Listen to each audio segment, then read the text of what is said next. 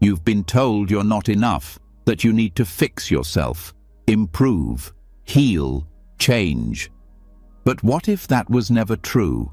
What if the part of you that's been searching, striving, trying so hard to become someone was already whole from the beginning?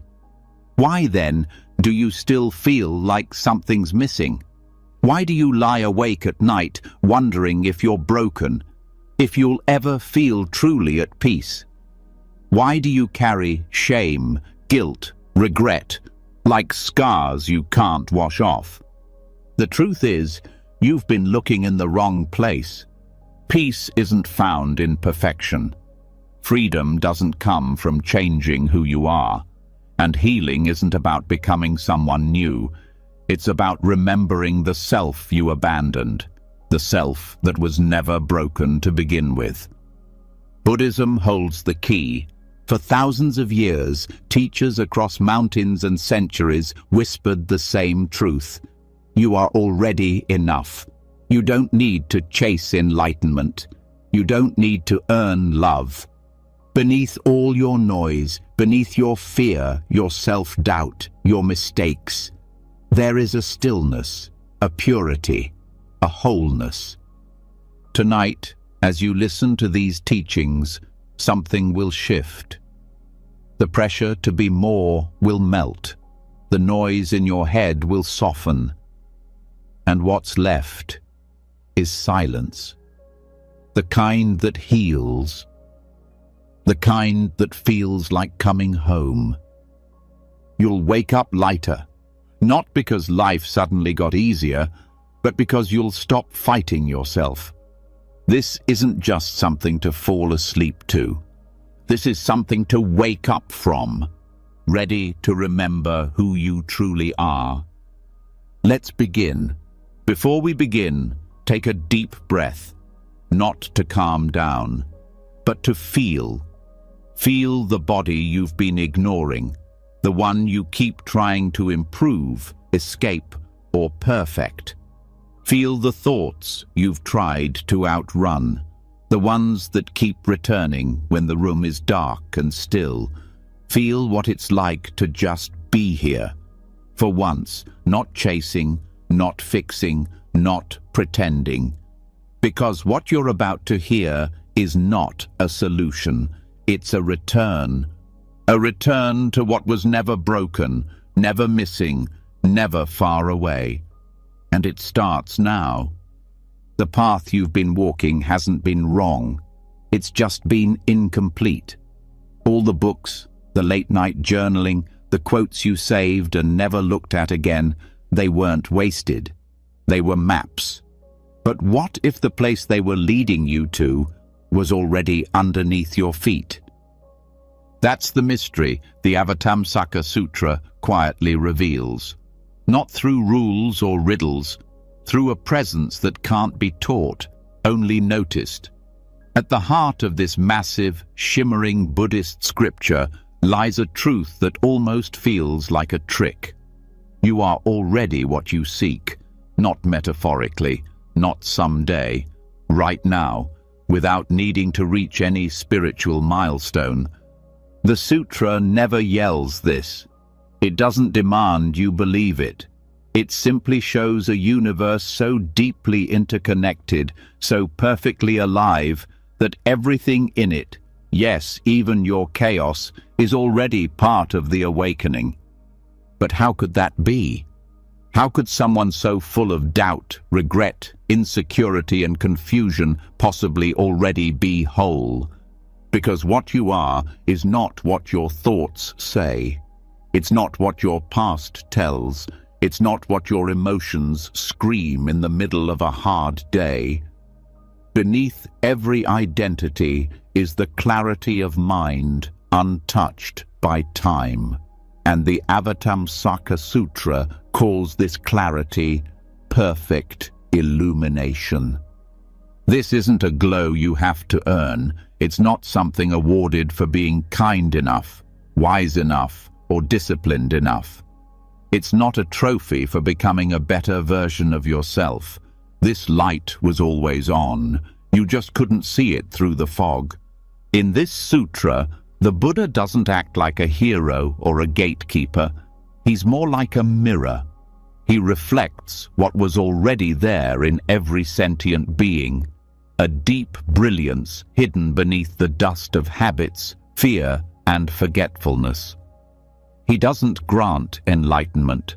He reveals it by pointing again and again to what's already present. The reason this teaching feels so hard to accept isn't because it's unclear. It's because we've been conditioned to doubt ourselves, conditioned to believe that worth is something you win, not something you carry, conditioned to measure value by effort and peace by productivity. But if you were already complete, if nothing needed to be added to you, where would that leave your constant striving? What happens to the self who needs goals, who depends on becoming better just to feel okay? It crumbles. And in that crumbling, something terrifying and beautiful takes its place. Silence. Not the silence of giving up. The silence of no longer needing to perform. No longer needing to seek approval. No longer trying to reach a place you've never actually left. The Flower Garland Sutra, as it's sometimes called, uses the vastest metaphors to point to the most intimate truth. It speaks of galaxies and realms, of infinite Buddhas and countless worlds, not to overwhelm, but to wake you up to the scale of what's inside you. In this vision, everything is interdependent. There are no separate things. A single atom contains every Buddha's light. A moment of breath holds eternity. And what that means, if you're willing to hear it, is that nothing in your life has ever been wasted, not even the parts that hurt. Wholeness doesn't mean your life went the way you wanted. It means that what you are is not reduced by what you've lived through. The perfection the sutra speaks of isn't the kind that excludes suffering. It's a perfection that includes it, that holds your darkest days and says, even this belongs. Even this is part of the illumination. Even this pain is part of the fabric of awakening. And this isn't an excuse for passivity. It's not saying stop growing or never try again. It's pointing to the source of growth. Not lack, but love. Not pressure, but presence. When you start from wholeness, everything you do becomes an expression, not a compensation. The mind trained to see itself as flawed will always look for what's missing. But the mind that slows down, even for a moment, begins to notice something more subtle. There's no missing piece. There's just forgotten peace. In many stories within the sutra, the Buddha doesn't give his followers a new philosophy. He gives them vision. Suddenly, they see the entire cosmos as a reflection of their mind. They see trees glowing with Buddha nature. They see every being as a teacher, not because something changed outside, but because something shifted inside. That shift isn't loud. It's not dramatic. It's more like remembering something you knew as a child, but buried under adulthood. Like waking from a dream and realizing your hands were never tied. Most of the time, we don't notice our own clarity because we're too busy fixing shadows. We try to rearrange pain, reframe failure, redesign ourselves into something we hope will finally be lovable. But the sutra reminds us the light isn't after the shadow. It's the very reason you can see it at all. This changes everything. It changes how you treat your thoughts. You don't have to win over them anymore. You don't have to drown in shame every time your mind spins or storms. You simply remember, this storm is not the sky. It changes how you treat your past. You stop dragging it forward like a chain. You stop trying to rewrite it or use it as proof that you're too damaged to be whole. The past is a ripple in the ocean, not a separate sea. It even changes how you treat awakening itself. You stop asking, how long will it take, and start asking, what part of me is already free? Because something in you is, right now, even if you don't feel it, and the more you sit with that, the more it reveals itself. This is what Zen later called the sudden path, the realization that awakening doesn't take time. It takes seeing, and the seeing happens in stillness, not in climbing some spiritual ladder, not in perfecting meditation, in the moment you stop running from yourself. One teaching in the sutra says that a single dust mote contains infinite worlds. Let that settle into your nervous system. What you've been calling small might be infinite. What you've ignored in yourself, your quiet, your presence, your breath, might be sacred. You don't need to amplify your light. You just need to stop covering it. When you stop believing in the lie that you're broken, a strange quietness enters, and at first it might feel like loss, because the self that existed only in trying to get somewhere fades. But then something else arrives. Peace. The kind that isn't loud or proud. The kind that just sits beside you like an old friend who never left. Wholeness doesn't announce itself. It doesn't throw fireworks or give speeches. It just waits, patiently, while you look everywhere but inward. And when you finally look, really look, it doesn't scold you for being late. It says, "Welcome back." This is why, in the sutra, the entire universe bows to each being, not out of pity, but out of recognition. The same sacredness in the Buddha is in the child who doesn't know how to sit still, in the mother with regrets, in the old man afraid of dying. No one is disqualified, not by pain, not by mistakes, not even by doubt, because illumination isn't something that leaves. It just gets covered. And your job now isn't to earn it back, it's to remove what hides it. You've been running a race that has no finish line. You've been trying to find peace like it's a lost object, when in truth it's been resting inside the very one who's searching. There is no out there to get to. The most profound arrival is here. That's what the Avatamsaka Sutra means when it says the path and the goal are not two. They're one. Your journey is not toward wholeness. It's a spiral returning to what's always been. So tonight, let that land. Let the fear that you're not enough dissolve. Let the exhaustion of becoming fall away. Let the quiet part of you, the one that's watched your whole life without judgment, step forward. Let it hold you, speak through you, live through you. Because that part of you, the one that never rushed, never screamed, never doubted, it's real. It's not an idea. It's the ground under your feet, the breath in your lungs, the stillness behind every thought. And now that you've remembered, you can rest, not as someone who's getting there, but as someone who's already home. But what happens when wholeness feels impossible to believe? When someone's past is heavy, their actions unforgivable, their reputation stained? The last lesson opened the door to remembering our own illumination. But now, something deeper calls us, to ask if that same light could really exist in those the world has rejected. Could it still shine in the angry, the addicted, the violent, the forgotten? Could someone who's hurt others still be whole underneath?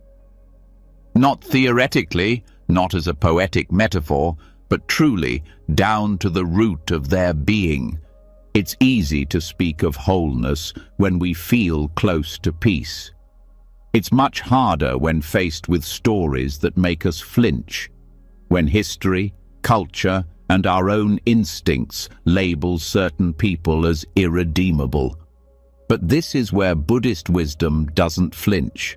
This is where it becomes fierce, not through punishment, but through radical compassion. Buddhist texts across traditions hold a quietly revolutionary claim that every being, no matter how lost or twisted their path, contains Buddha nature. This nature isn't earned. It's not awarded after a moral transformation. It doesn't wait for purity. It is already present, buried beneath karma, trauma, and layers of confusion. Even the vilest person, says the Mahayana tradition, holds the same seed of awakening as a fully enlightened being. The difference isn't in essence, it's in recognition. There are stories in ancient sutras of murderers who awakened, of prostitutes who became teachers, of tyrants who turned into monks. These weren't tales told to shock. They were lessons, meant to remind us that the Dharma doesn't close its door to anyone, not even the ones we've already shut out.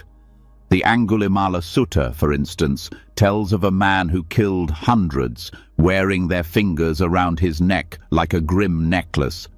Yet after a single encounter with the Buddha, something broke open inside him. He renounced violence. He became a monk. He lived peacefully until death. The Buddha never asked him to erase his past, only to turn toward what he had forgotten. That story isn't about justification. It's about capacity. If someone that far gone could uncover their true nature, what does that say about the rest of us? In the Lotus Sutra, a similar message echoes through parables.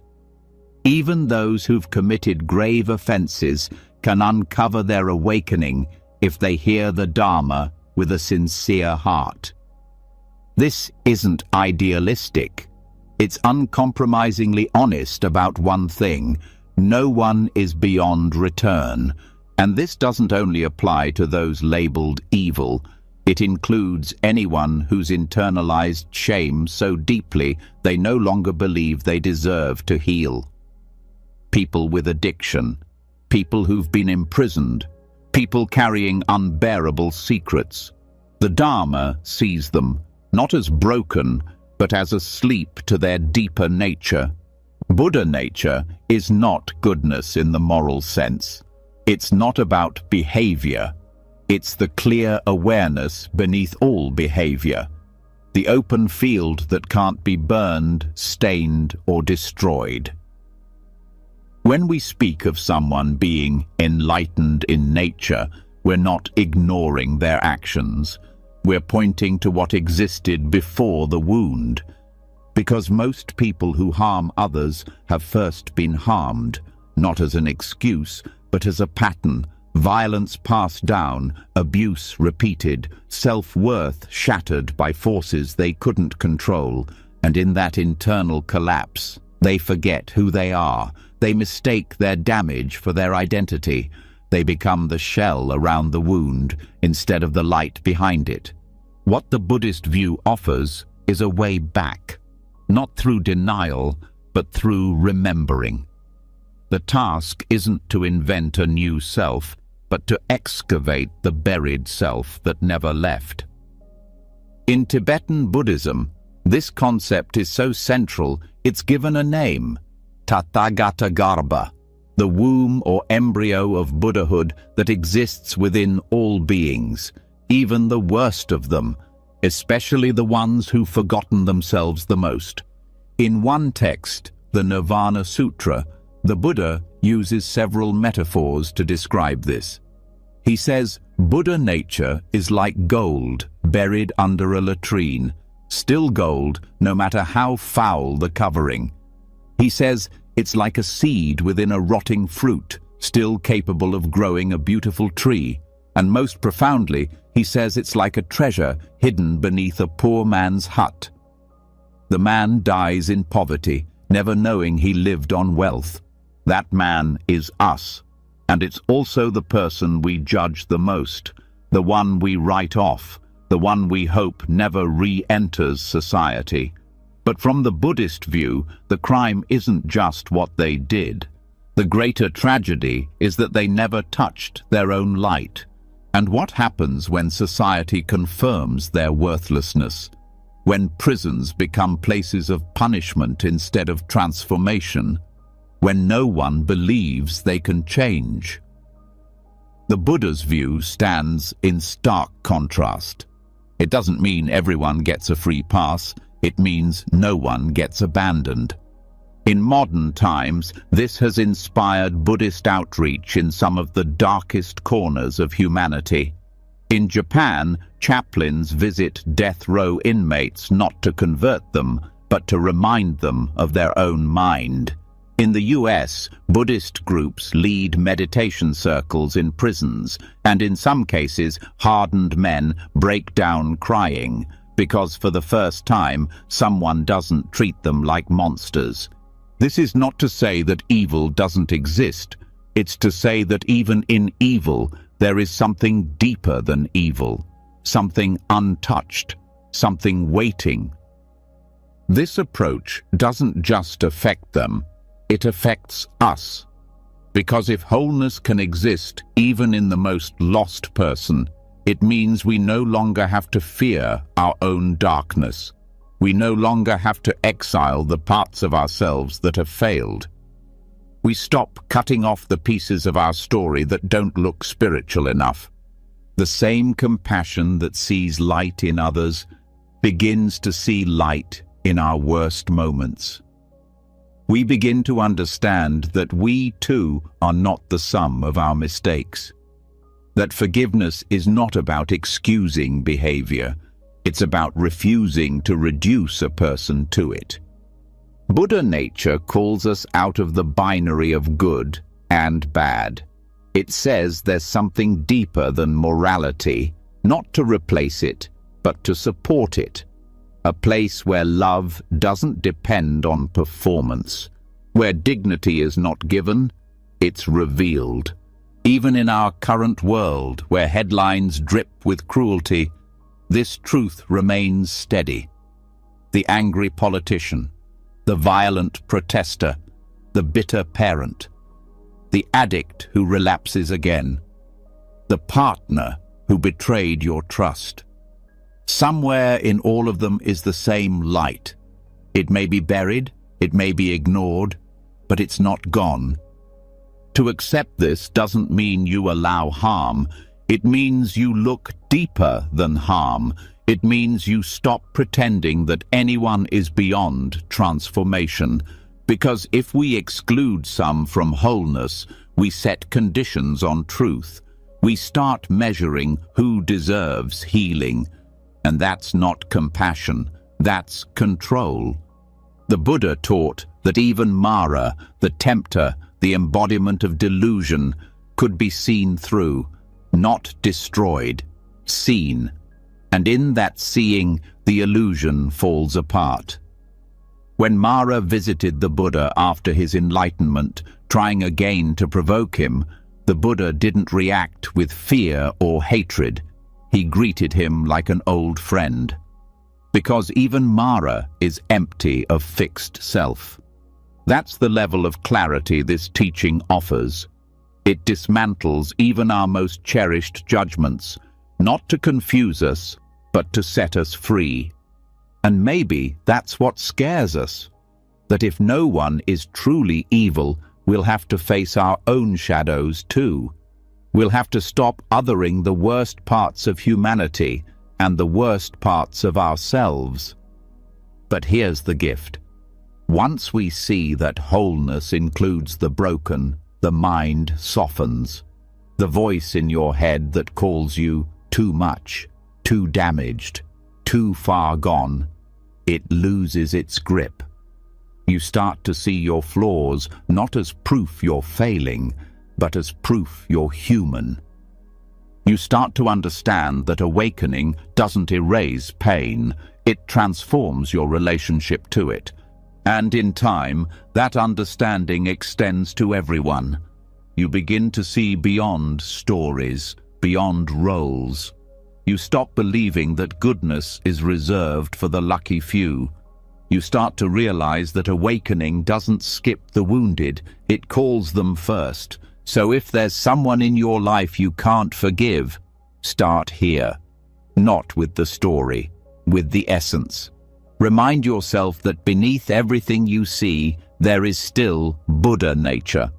That even if they never awaken in this life, their essence remains pure, unstained, luminous.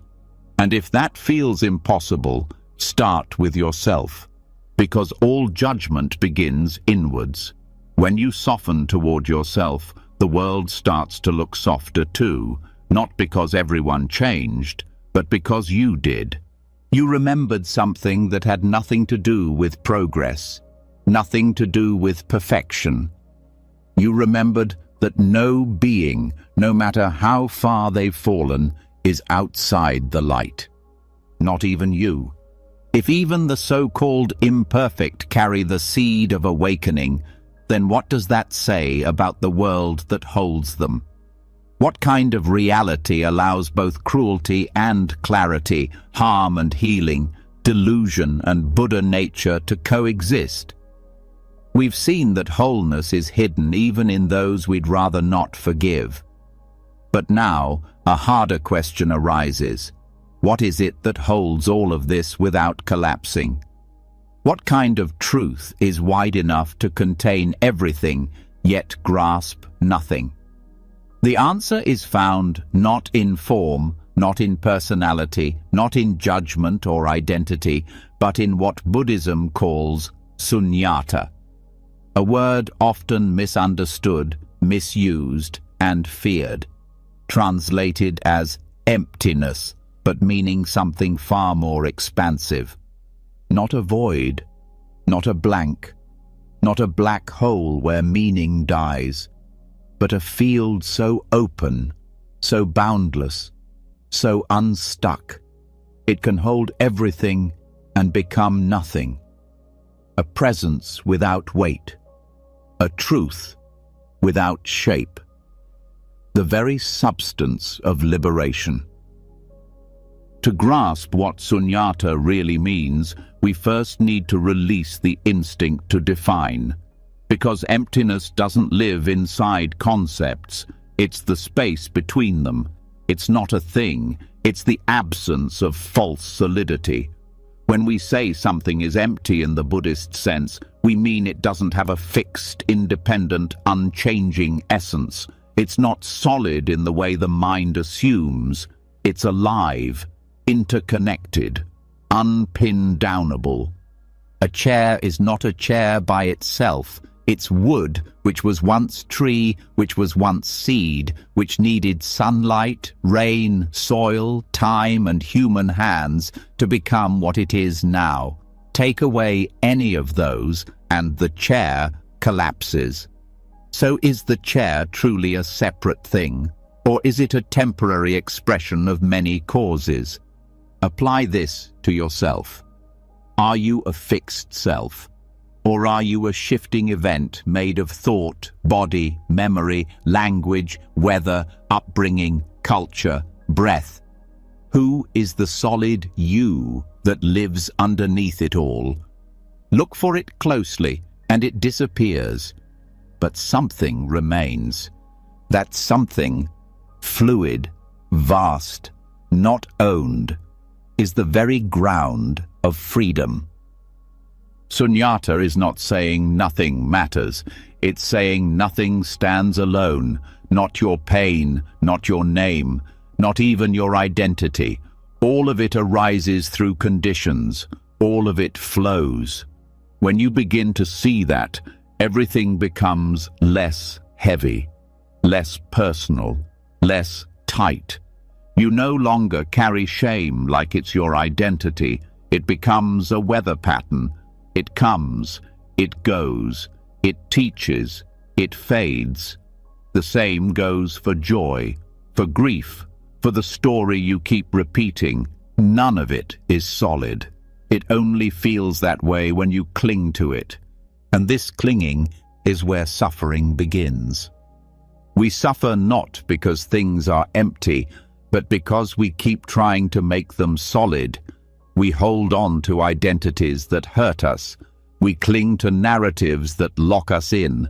We freeze people into villains or heroes, forgetting they too are in flux. And in doing so, we miss the truth. Nothing you experience can be possessed because nothing is permanent. This is not a tragedy. It's freedom. The heart of sunyata is not nihilism. It's aliveness. The flower is beautiful because it will fade. The breath is precious because it can't be stored. The moment is luminous because it will never return.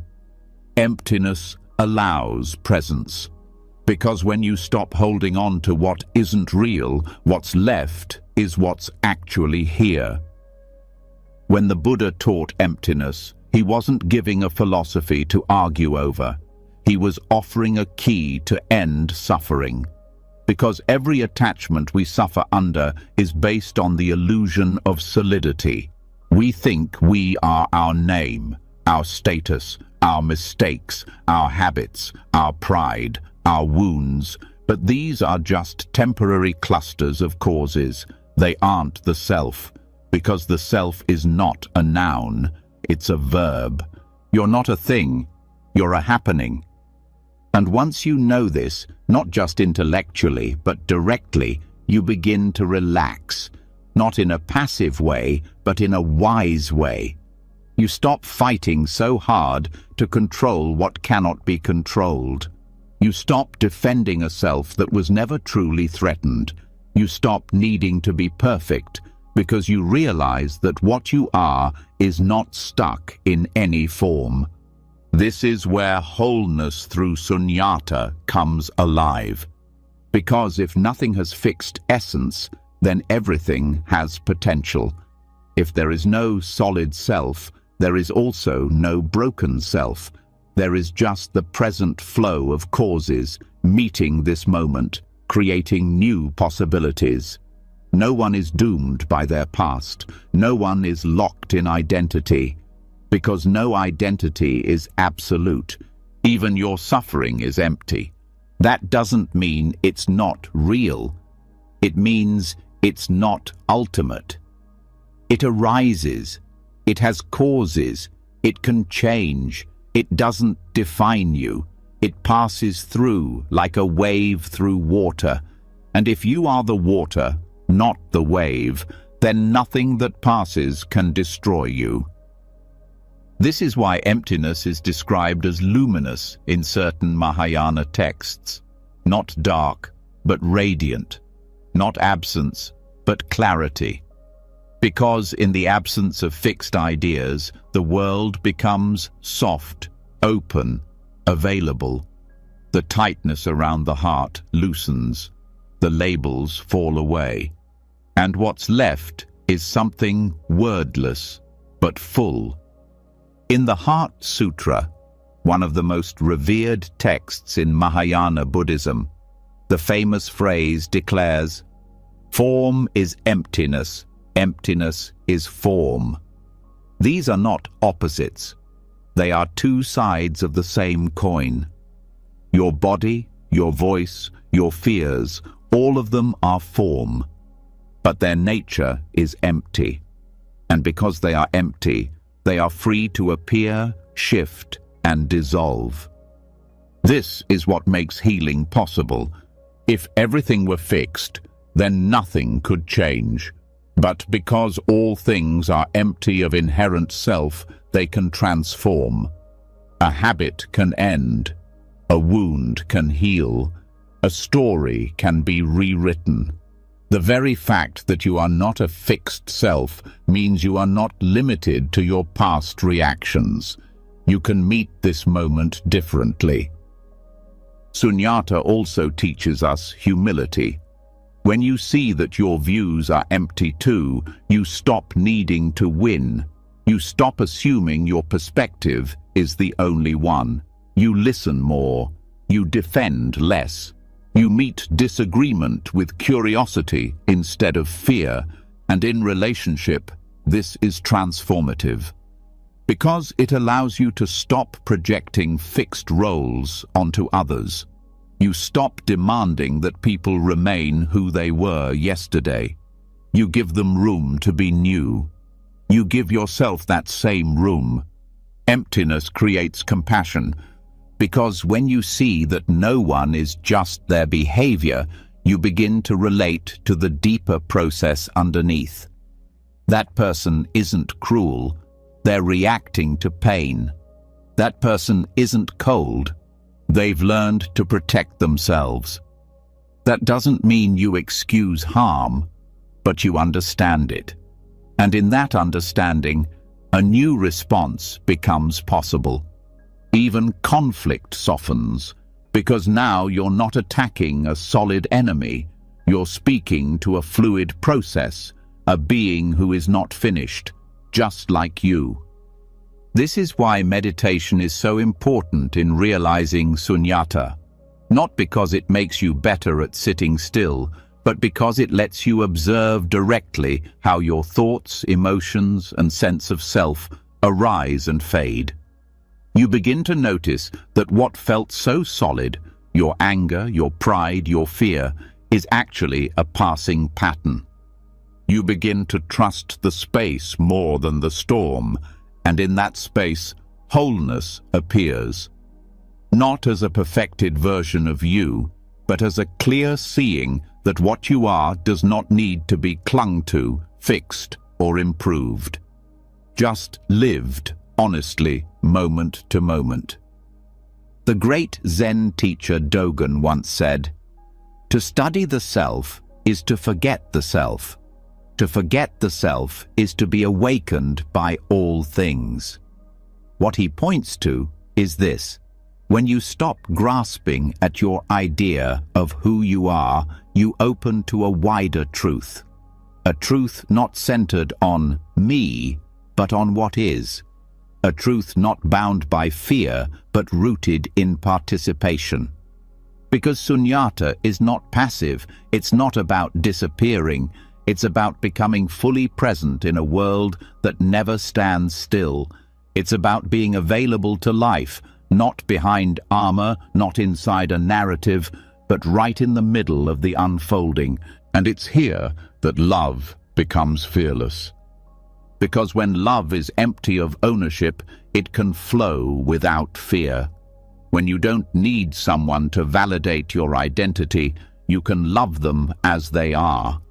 When you stop defining yourself by what you receive, you become free to give without condition. This kind of love is not fragile, it's not needy, it's spacious. It can hold sorrow and joy. It can include silence. It can survive distance. It arises from wholeness, not lack. And that's what sunyata ultimately offers.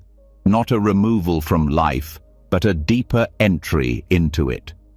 A way to live that is so clear, so awake, that you stop being distracted by what doesn't last and start giving yourself fully to what does. Not because it's permanent, but because it's real. The breath you're taking now is empty, but it's also sacred. The thoughts passing through are empty, but they carry insight.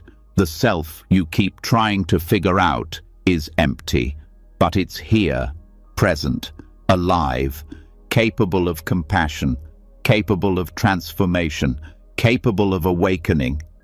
And when you stop trying to grasp that, and instead let yourself fall into the silence beneath it, you'll find something strange and familiar waiting. Not a new version of you, but the space that was always there. The space where wholeness isn't something added. It's what's left, when there's nothing left to hold.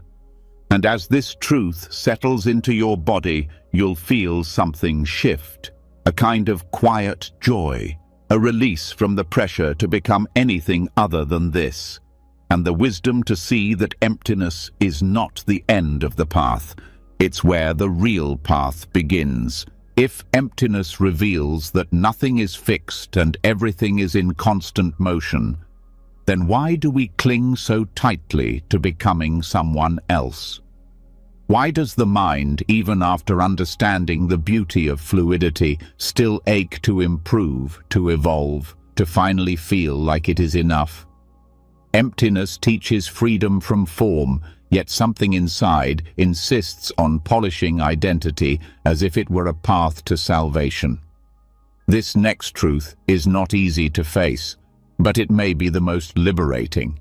That even the chase for self-improvement, when clung to, becomes its own kind of prison.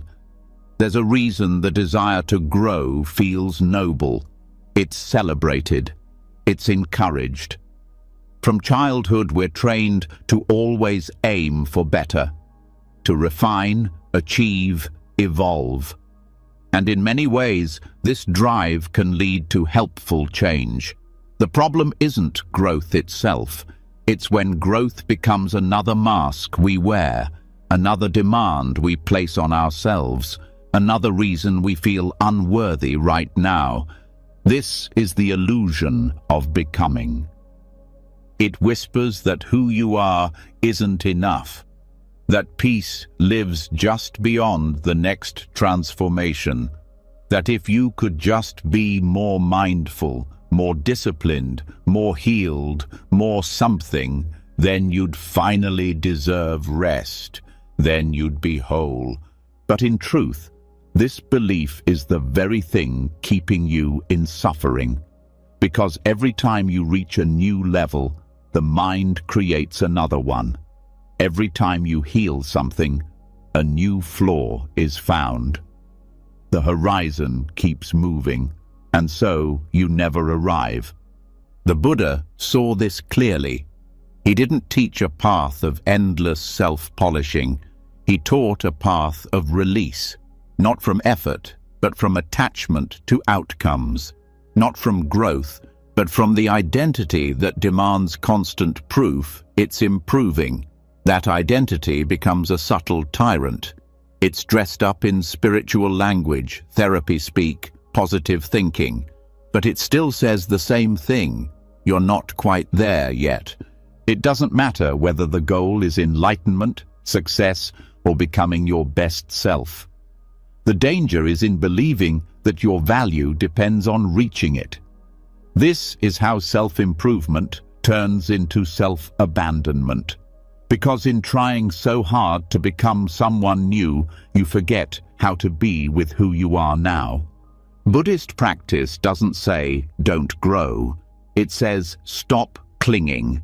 Stop needing the future version of yourself to redeem the present one. Because the obsession with fixing yourself often comes from the belief that you're fundamentally broken. That belief doesn't dissolve with achievements. It dissolves with attention. Attention is different from obsession. Attention listens. It watches. It holds space. Obsession analyzes, judges, and endlessly calculates what's missing. Attention says, this is what's here. Obsession says, this shouldn't be here. The great shift begins when you stop trying to upgrade the moment and start letting it speak. Even if it's messy, even if it's disappointing. There is more honesty in one breath of real presence than in years of trying to sculpt a perfect life. Letting go of self-improvement addiction doesn't mean giving up. It means surrendering the inner war. It means seeing that the version of you who wants to be better is often fueled by fear. Fear of not being loved. Fear of not being enough. Fear of being forgotten, unacknowledged, unseen. This fear creates tension. It creates performance. It turns your spiritual path into a project with checklists and deadlines. But awakening is not a result of performance. It's a byproduct of letting go. It emerges in silence, in non-resistance, in the space between your striving. One of the deepest paradoxes in Buddhist practice is that progress often comes when you stop trying to make progress. When effort is replaced with trust, when discipline is tempered by compassion, when you stop asking, "What's wrong with me?" and start asking, "Can I stay with this moment just as it is?" This doesn't mean you stop learning, or that you never take responsibility for your actions. It means your growth no longer comes from self-rejection. It means you don't use healing as a way to erase your past, but as a way to embrace it. You stop trying to replace your old self and instead hold it like a forgotten child. In Zen, there's a saying, "When you seek it, you cannot find it." The more desperately you try to become awake, the more distant awakening feels. Because the very seeking affirms the belief that you're separate from it, and that belief feeds the illusion of incompleteness. Even meditation can become part of this illusion, sitting not to meet yourself, but to get rid of discomfort, breathing not to feel, but to escape, repeating mantras not to quiet the mind, but to control it. These practices, without presence, turn into rituals of rejection. The solution is not to stop the practices, but to return to their source. To ask yourself, what am I hoping this will prove? And if the answer is that I'm good enough, then pause. And remember, you are not here to become good. You are here to remember the goodness that's already beneath your efforts. This is what true letting go looks like. Not apathy, but a deep trust in what arises, not giving up, but softening the grip of control. It looks like sitting with your sadness without fixing it, breathing through anxiety without pushing it away, letting your imperfections exist without constantly framing them as lessons. There is a kind of peace that only comes when you stop managing your experience, when you stop trying to harvest insight from every discomfort, when you stop using every feeling as a test of your evolution. This peace is quiet, unimpressive, but it's real. It comes when you allow stillness to be enough, when you let your ordinary self rest in the sacredness of this breath, this blink, this skin, this moment, without needing to decorate it with progress. Letting go of the addiction to becoming means no longer measuring your value by how well you're performing at being awakened. It means seeing that presence is not the reward for fixing yourself. It's the ground from which true change flows. This kind of change is not linear. It doesn't always make sense. It's not about milestones. It's about returning again and again to the place where you are not judged, not improved, not even understood, just witnessed. That place is your true refuge. It doesn't need effort. It doesn't need your past or your future. It doesn't care how many books you've read, how many breakthroughs you've had, how many rituals you've practiced. It only cares, are you here? Because only in being here can healing happen, not by striving, but by dissolving what obscures the wholeness already present. The striving mind cannot see this. It believes that safety comes from control, but presence reveals a different truth. That safety comes from surrender, that freedom comes not from reaching the top of the mountain, but from realizing the ground beneath your feet has been sacred all along. This is where you stop using transformation as a disguise, where you stop turning self-help into self-hate, where you stop making your humanity a problem to solve. You are not a problem. You are the awareness that sees problems arise and pass. You are not your wounds. You are the space that holds them. You are not your history. You are the silence beneath it. When you let go of becoming, you return to being. And being isn't static. It's not boring. It's not the end of ambition. It's the beginning of something deeper. A life rooted in clarity, not pressure. A life moved by compassion, not comparison. This life doesn't need you to be your best self. It needs you to be your real self. And that realness is not waiting on improvement. It's waiting on your permission to just be. So stop waiting. Let it begin here. When striving dissolves and the need to become fades, what remains is not silence in the absence of sound, but a silence that listens, responds, knows. This kind of stillness doesn't wait for permission, doesn't require proof, and doesn't argue for its own existence. It is whole without effort, present without invitation. It doesn't need to be explained. And perhaps this is why the deepest truths are often passed in silence.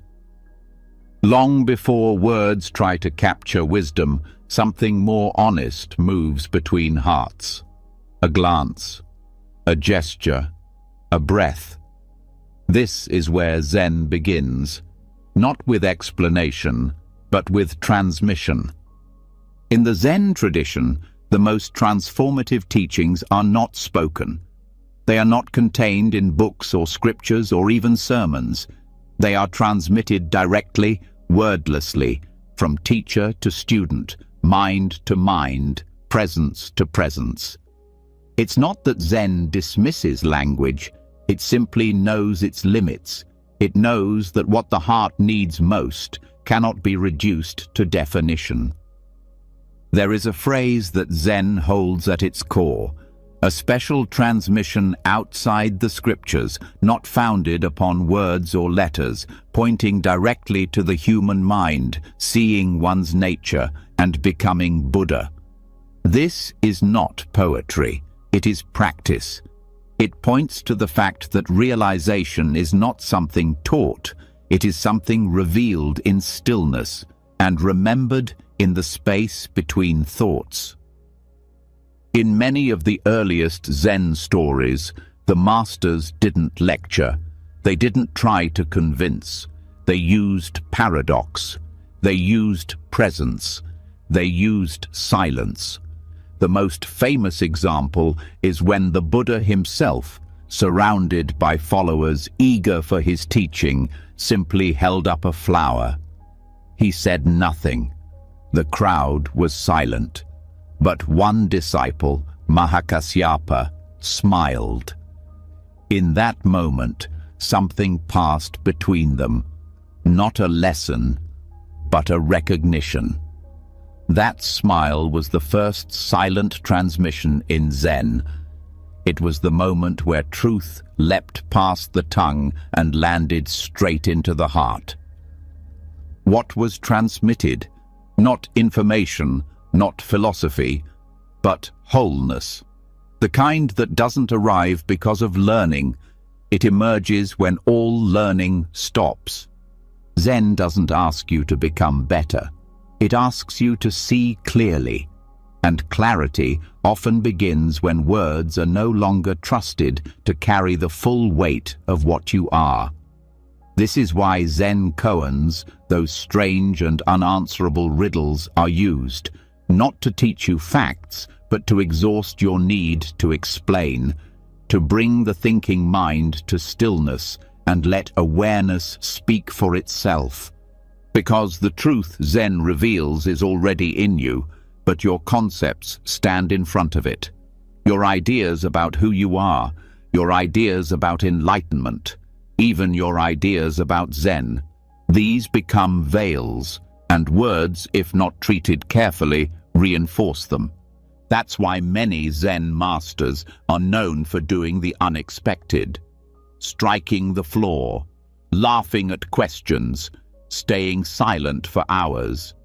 These gestures aren't distractions. They are reminders that nothing you are looking for is outside of your own seeing, that what you need is not more thought, but more presence. In the presence of a teacher who is deeply rooted in this awareness, something shifts. You begin to feel what the words cannot say, not as instruction, but as recognition. The teacher is not giving you something. They are showing you what you've been carrying the whole time. Their silence is not empty. It's full of seeing.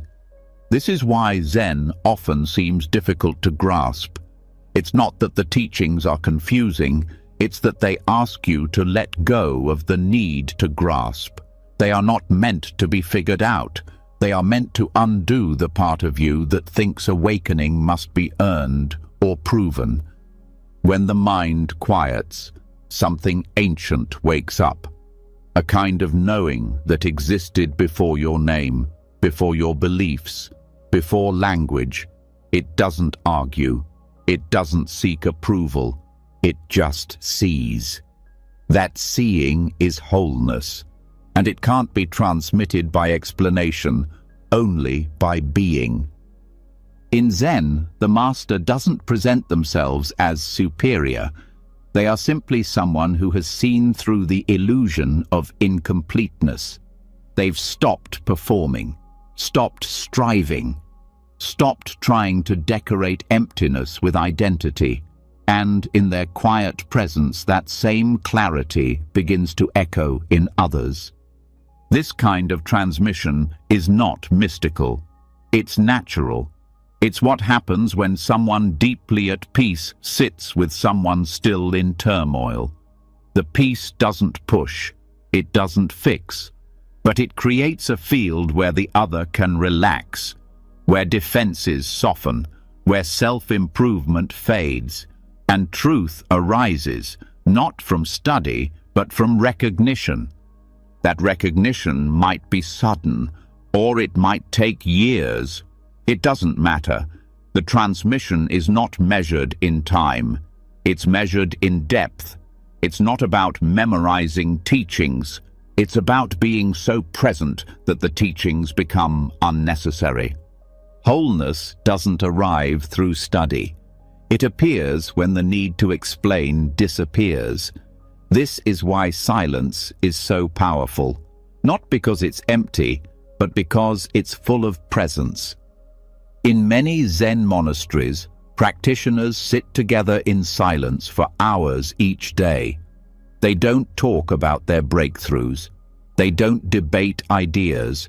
They just sit. And in that sitting, the layers begin to fall away.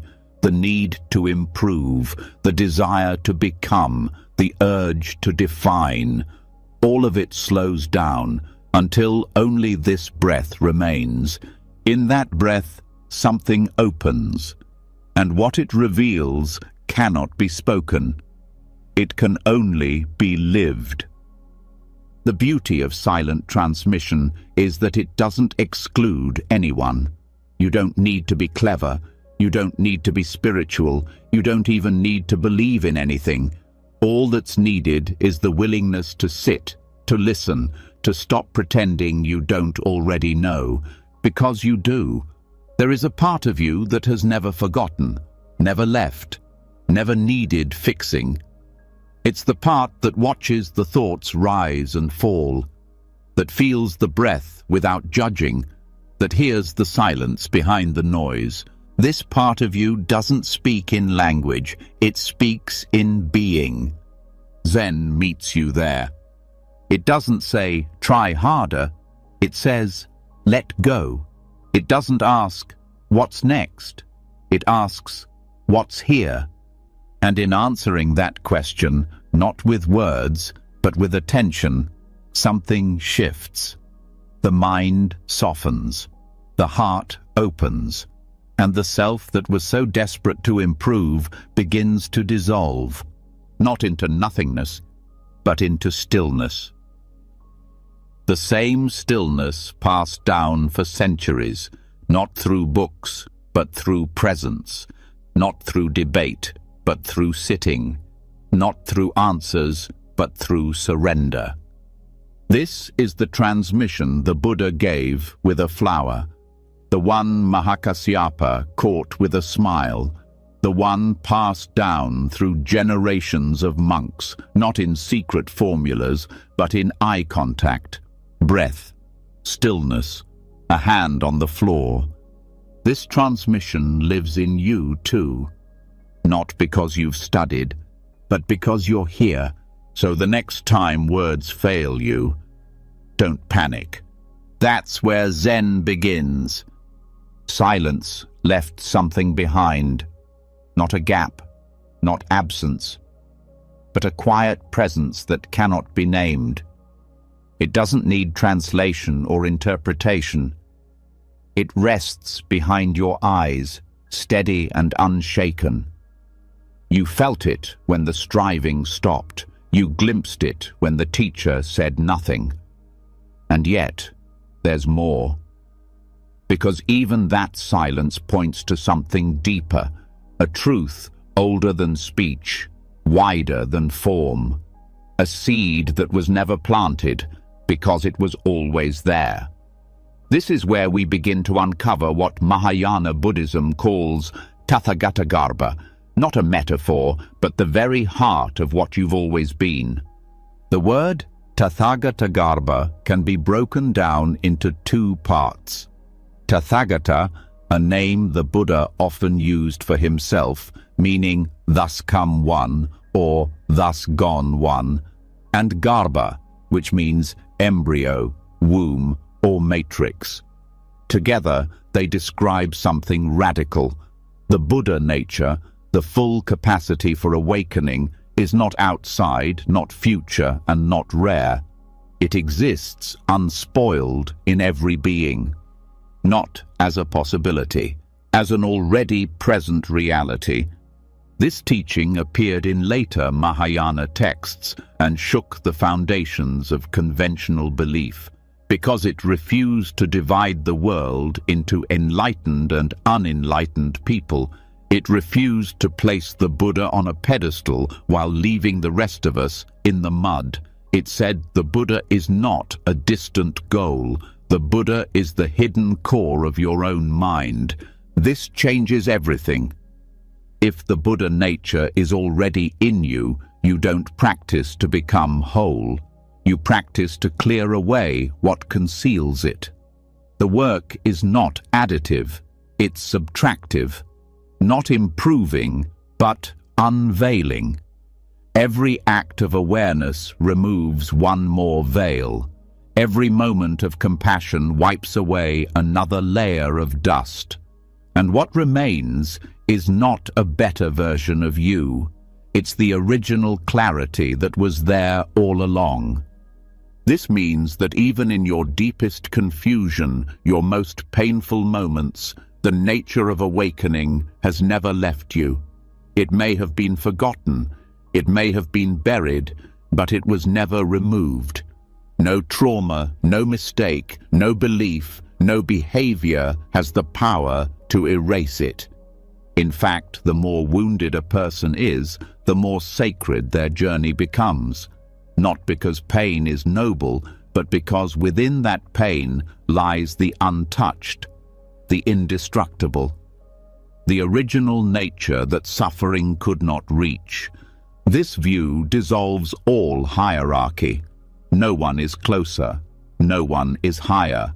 Some may see more clearly, some may speak more skillfully, but no one has more light than anyone else.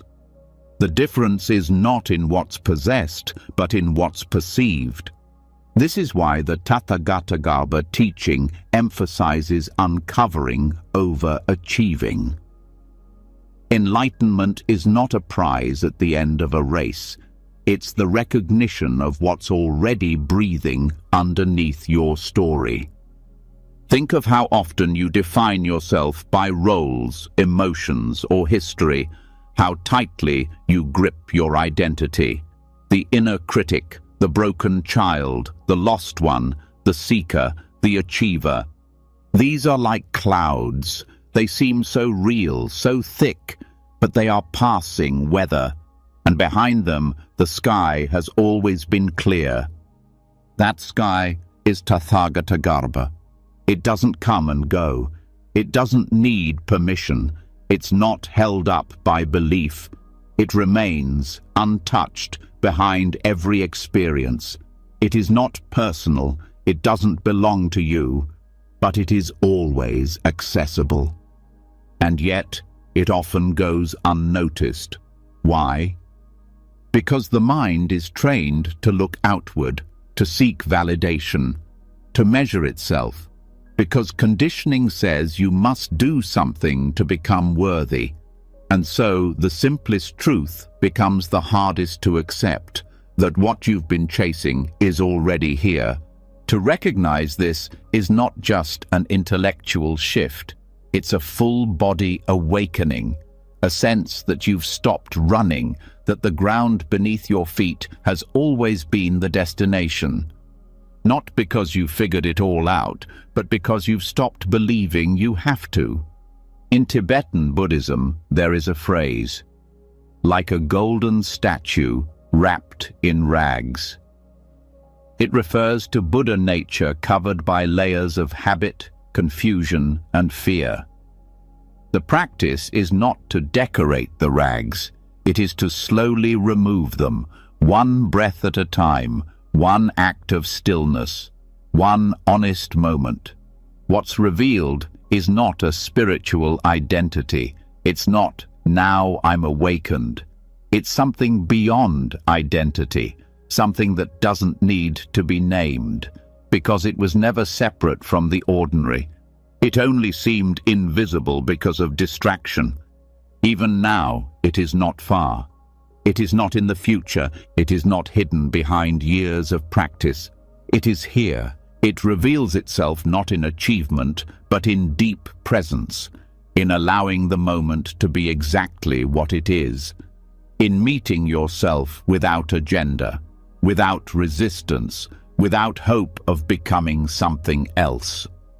This is why Tathagatagarbha is not meant to inflate ego. It doesn't say you are special. It says everyone holds the same nature. The angry, the joyful, the violent, the loving. It levels all pride. It removes all shame. And in that leveling, what's left is equality that doesn't need proof. When you treat others as though they too carry Buddha nature, your interactions shift. Patience grows. Judgment softens. Even when someone's behavior is painful, you remember, this person too has a hidden core that suffering cannot reach, even if they've forgotten it, even if they fight it. That knowing becomes your ground. This doesn't mean accepting abuse. It doesn't mean ignoring harm. It means responding without forgetting the truth beneath the surface. It means resisting the temptation to reduce someone to their worst moment. In your own life, this view can change how you respond to failure. If the essence is already there, then mistakes don't define you. They become part of the uncovering. They become reminders of where you've strayed from presence. And they guide you back, not with guilt, but with humility. This humility is not weakness. It is strength, born of knowing that you don't have to prove yourself. You don't have to compete for wholeness. You don't have to earn the right to rest in yourself. The recognition of Tathagatagarbha is not the end of practice. It is the reason practice matters. Because every act of mindfulness, every moment of compassion, every time you breathe instead of react, it brings you closer to the light that has always been shining. It doesn't increase it, it uncovers it. This is what makes the path sustainable. When practice is about becoming someone else, it becomes exhausting. When practice is about returning to what you already are, it becomes joyful. It becomes nourishment instead of pressure. The teachings that support this view often use poetic language, mirrors, hidden treasures, seeds. Not because they are vague, but because they are pointing to something that cannot be pinned down. The essence is not an object, it is the ground of seeing itself. It can't be held, only lived. And you live it not by reciting doctrine, but by trusting silence, trusting stillness, trusting that the part of you that seeks is already held by something deeper. This trust grows slowly, not through force, but through resting in the truth over and over. Even when doubt arises, even when the mind rebels, you return, not because you have something to prove, but because it feels like home. The more you return, the less urgent the seeking becomes, the less tightly you grip your stories, the more naturally compassion arises, because you're no longer trying to fix yourself or others. You're simply responding from what's already whole. And that response, clear, simple, grounded, is the voice of Buddha nature speaking through your life. Not in grand gestures, but in the way you breathe before you speak, the way you pause before you judge, the way you hold pain without panic. This is not theory. It is transmission from your own heart to your own breath, to your own awareness. The Buddha was not pointing to himself. He was pointing to you, to the part of you that needs no improvement, to the part that knows without words, that sees without struggle, that loves without demand. It has always been there. Now is the time to uncover it. If what you are is already whole, already luminous, already present beneath the surface of every breath, then why does the search continue? Why, even after hearing that the Buddha nature has never left you, does the mind still grasp for more, still chase the next breakthrough, the next glimpse of clarity, the next experience to confirm what it already knows deep down? This is where the path folds back on itself, where the final obstacle is the very act of seeking. Not the kind born from longing, but the kind that assumes something is missing. And in the Dzogchen and Chan traditions, this subtle seeking is the last veil between you and the truth that never moved. At this point, the most radical teaching of all emerges. Stop looking. This doesn't mean abandoning sincerity. It doesn't mean apathy. It means understanding that the very act of chasing truth keeps you one step away from resting in it. Seeking implies a separation. It imagines a gap. It fuels the story that the present moment is not enough, that your awareness is still too dull, that something more refined, more sacred, more permanent must be found. But what if this is it? The Dzogchen tradition, rooted in Tibetan Buddhism, calls this direct recognition. It doesn't invite you to build elaborate systems or purify yourself over decades. It tells you clearly and without hesitation that your awareness in this very moment is already complete. It cannot be improved. It cannot be corrupted. It can only be overlooked. And it is overlooked, not because it's hidden, but because seeking keeps pulling the gaze away from what's here. The teachings speak of Rigpa, the clear, open, non-dual awareness that knows itself without thought. This awareness isn't created. It's revealed the moment grasping stops. Not reduced grasping, not controlled grasping. Stopped. This is why non-seeking is not about doing less, it's about doing nothing extra. Letting awareness rest in itself, not reaching forward, not reaching back, not identifying with the one who is trying to wake up, because the one who seeks awakening is often the one who's most in the way. Dzogchen doesn't ask you to fix your thoughts.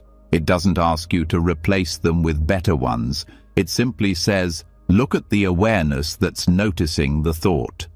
Rest there, before the reaction, before the evaluation. Just rest. In Chan Buddhism, which shares much of its spirit with Dzogchen, this same instruction is echoed through different metaphors. The clear mirror, the wind through trees, the moon in still water. These are not poetic decorations. They are precise descriptions of mind when it is no longer driven by grasping. Chan says, stop trying to get enlightenment. Stop making it another object in your collection. Because the moment it becomes something to achieve, you lose the thread. You turn what's immediate into a future goal. You forget that the treasure is already in your pocket. This is the paradox. The very desire to awaken is what obscures awakening. The more desperately you look, the less you see. The more you try to hold the moment, the more it slips. And yet, when you stop grasping, even for a heartbeat, what you've been searching for floods into view. This doesn't mean there's no value in practice. It means practice must be grounded in surrender. Meditation, in this view, is not effort. It's release. It's not counting the breath to tame the mind. It's letting the breath pass freely while noticing what's never moved. This noticing is not thinking. It's prior to thought. It is so quiet, so ordinary, that it often goes unnoticed. People overlook it because they expect fireworks. They expect drama. But awareness doesn't shout. It's not trying to impress you. It's just here. When the mind is very still, you see it. You see that you don't need to do anything to be aware. That thoughts arise, feelings surge, stories unfold, but awareness never changes. It holds all of it. And it doesn't judge. It doesn't choose. It doesn't prefer. It simply reflects. And here's the twist. That reflection is not passive. It's alive. It responds. It expresses itself as wisdom, as compassion, as silence. But it only flows freely when it's not being managed by the seeker. The seeker wants to improve, to control, to perfect the experience. But true awareness wants nothing. It already knows it is whole. So, what does it mean to stop seeking? It means to stop measuring, to stop comparing, to stop waiting for the perfect moment to finally rest. It means to stop asking whether you're doing it right, whether you're worthy, whether this moment is spiritual enough. It means to trust that presence does not need to be qualified. There's no final understanding that will make you ready. You're ready now. This is not about laziness. It's about trusting the nature of what already is. The way the ocean doesn't need your permission to be deep. The way the sky holds clouds without attachment. You don't have to push the wave. You only need to stop clinging to the shore. Non-seeking means resting as the wave, letting it rise and fall without grasping, without trying to escape, without turning the movement into a problem. Because when you rest in awareness, everything changes. Not because the world gets easier, but because you're no longer measuring your peace by how the world treats you. In this stillness, healing happens on its own. Not as a goal, but as a side effect of non-resistance. The mind that seeks tends to hold tension in the body. It contracts around each discomfort. It tries to outthink pain. But the non-seeking mind is spacious. It opens around what hurts. It includes what feels stuck. It says yes to what is, not to endorse it, but to meet it fully. And meeting is what changes things. Not analysis, not avoidance, just meeting. When you stop searching for the perfect version of your life, you begin to inhabit the real one. You see the colors more clearly. You feel the breath more fully. You start responding instead of reacting. There's less story, more contact. And in that contact, the illusion of incompleteness dissolves. Even if pain remains, it no longer defines you. Even if thoughts swirl, you're no longer inside them. Because non-seeking means returning to the one who sees, the one who's been watching the entire time. And that watcher is not a person, not a self, not a thinker. It is knowing itself, pure, open, spacious. You are not separate from that. You never were. So let the search fall away. Let the last question dissolve. Let this breath be enough, because it already is. When the seeking stops, what's left is what's always been here. Not absence, but fullness. Not blankness, but clarity without tension. The deeper you rest, the more apparent it becomes. Awakening isn't somewhere outside awareness, it's already woven into it. But still, the mind may ask, what about the body? What about thoughts, emotions, habits, memories? Are these things separate from wholeness? Are they barriers to freedom or part of it? The answer lies in something central to the Buddha's original teachings, what he called the 5 aggregates. But what if they've been misunderstood? What if, instead of obstacles to transcend, they're already expressions of the enlightened mind? The 5 aggregates are form, feeling, perception, mental formations, and consciousness. They make up everything we believe ourselves to be, from the body that aches, to the moods that rise and fall, to the stories we carry about life. They are how we experience the world, how we interpret it, and how we believe a self is formed from it. But the Buddha did not teach the 5 aggregates to point out a self. He taught them to show that what we call self is a process, not a thing, not a core, not a solid identity, a process that continues moment by moment through contact, reaction, and awareness. And when clung to, this process creates the illusion of separation. However, the deeper truth is not that the aggregates are mistakes. It's that their nature, when seen clearly, is already free. The misunderstanding is not in the aggregates themselves, it's in the way they are grasped. Form is the body.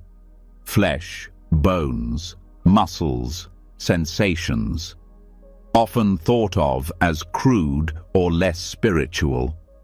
But nothing could be further from the truth. Form is not opposed to realization. It is one of its gates. In Zen, sweeping the floor, walking, breathing, these are not distractions from awakening. They are where it's found. The very act of standing, of chewing, of kneeling is sacred when not distorted by resistance. The body doesn't block clarity.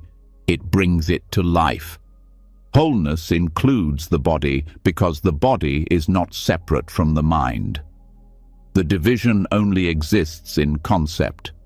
When presence is full, form expresses the sacred. Movement becomes stillness in action. Pain becomes part of the field, not a threat to it. Enlightenment isn't floating above physicality. It's feeling the body without rejection. Feeling is the next aggregate, pleasant, unpleasant, or neutral. These sensations arise instantly, often before thought. The mind interprets them, then reacts. But the feelings themselves are just energy, just messages. They aren't flaws. They don't point to something wrong. They are alive, honest, and fleeting. Their impermanence reveals their nature. In non-clinging, feelings don't dominate. They pass like clouds. They are no longer chains, just visitors. When a feeling arises and awareness meets it without identification, it becomes part of wholeness, not an interruption. It doesn't need to be changed, only met. And in that meeting, the heart softens. Even pain becomes sacred. Perception follows. Our ability to recognize patterns, name objects, interpret events. It's how we know the difference between a tree and a door, a frown and a smile. It helps us survive, relate, and navigate the world. But it also labels things quickly, sometimes wrongly. It creates categories, sometimes too tightly. When believed without question, perception becomes confusion. But perception itself is not the enemy. It's when perception is seen as fixed that problems arise.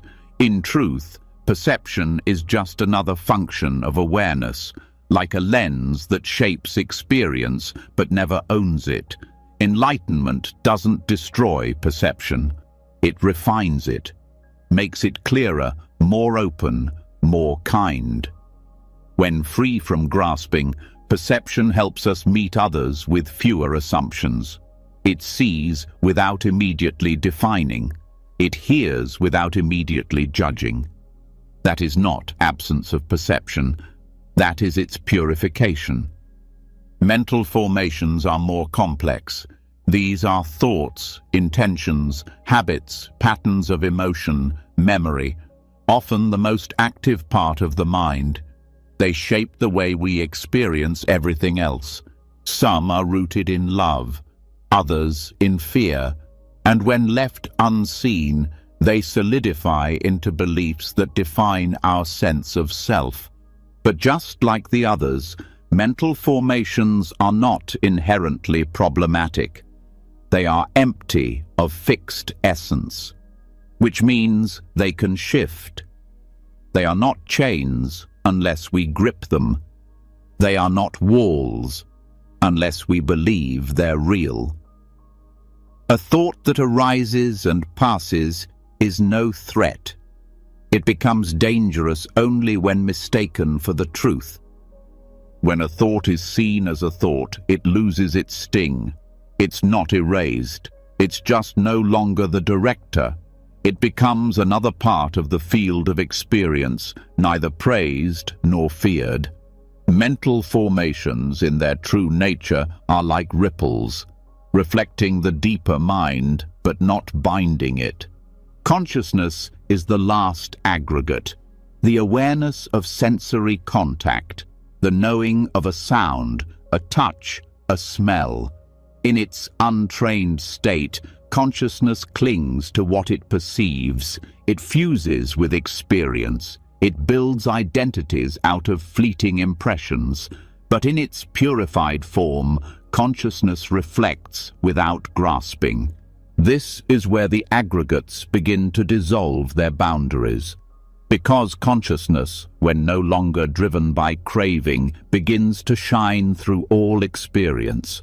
It's not different from the clarity spoken of in Dzogchen.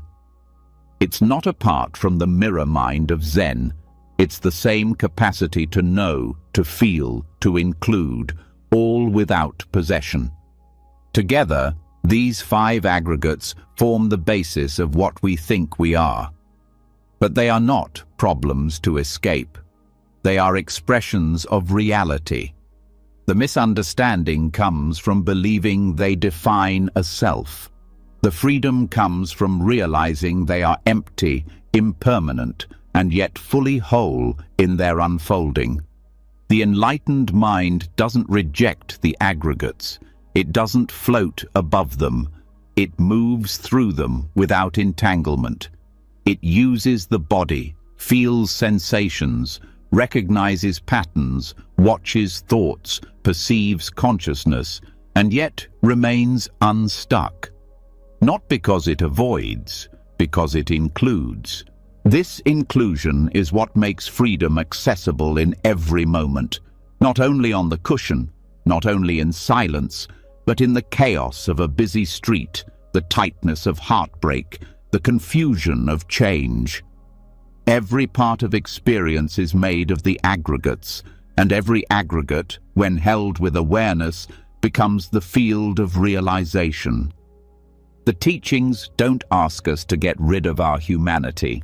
They ask us to meet it fully, to see that the very things we thought disqualified us, the aches, the emotions, the spinning mind, are the places where wholeness is waiting to be seen.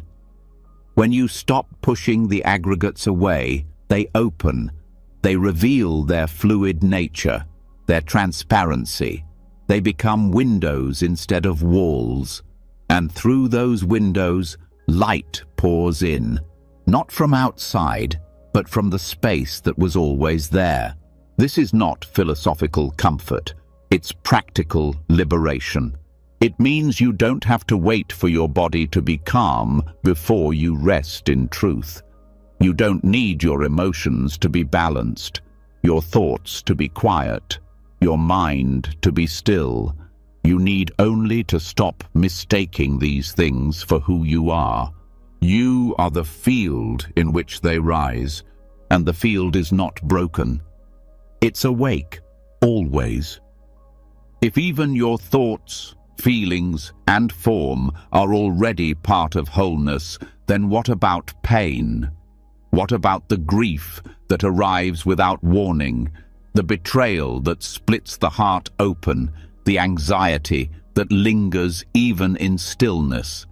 It's easy to speak of presence when the body feels light and the mind feels calm.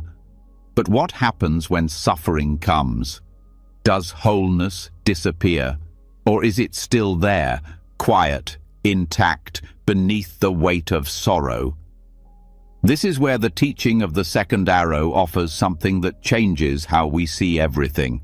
Not a solution for pain, but a doorway into the truth that pain never erases what's real.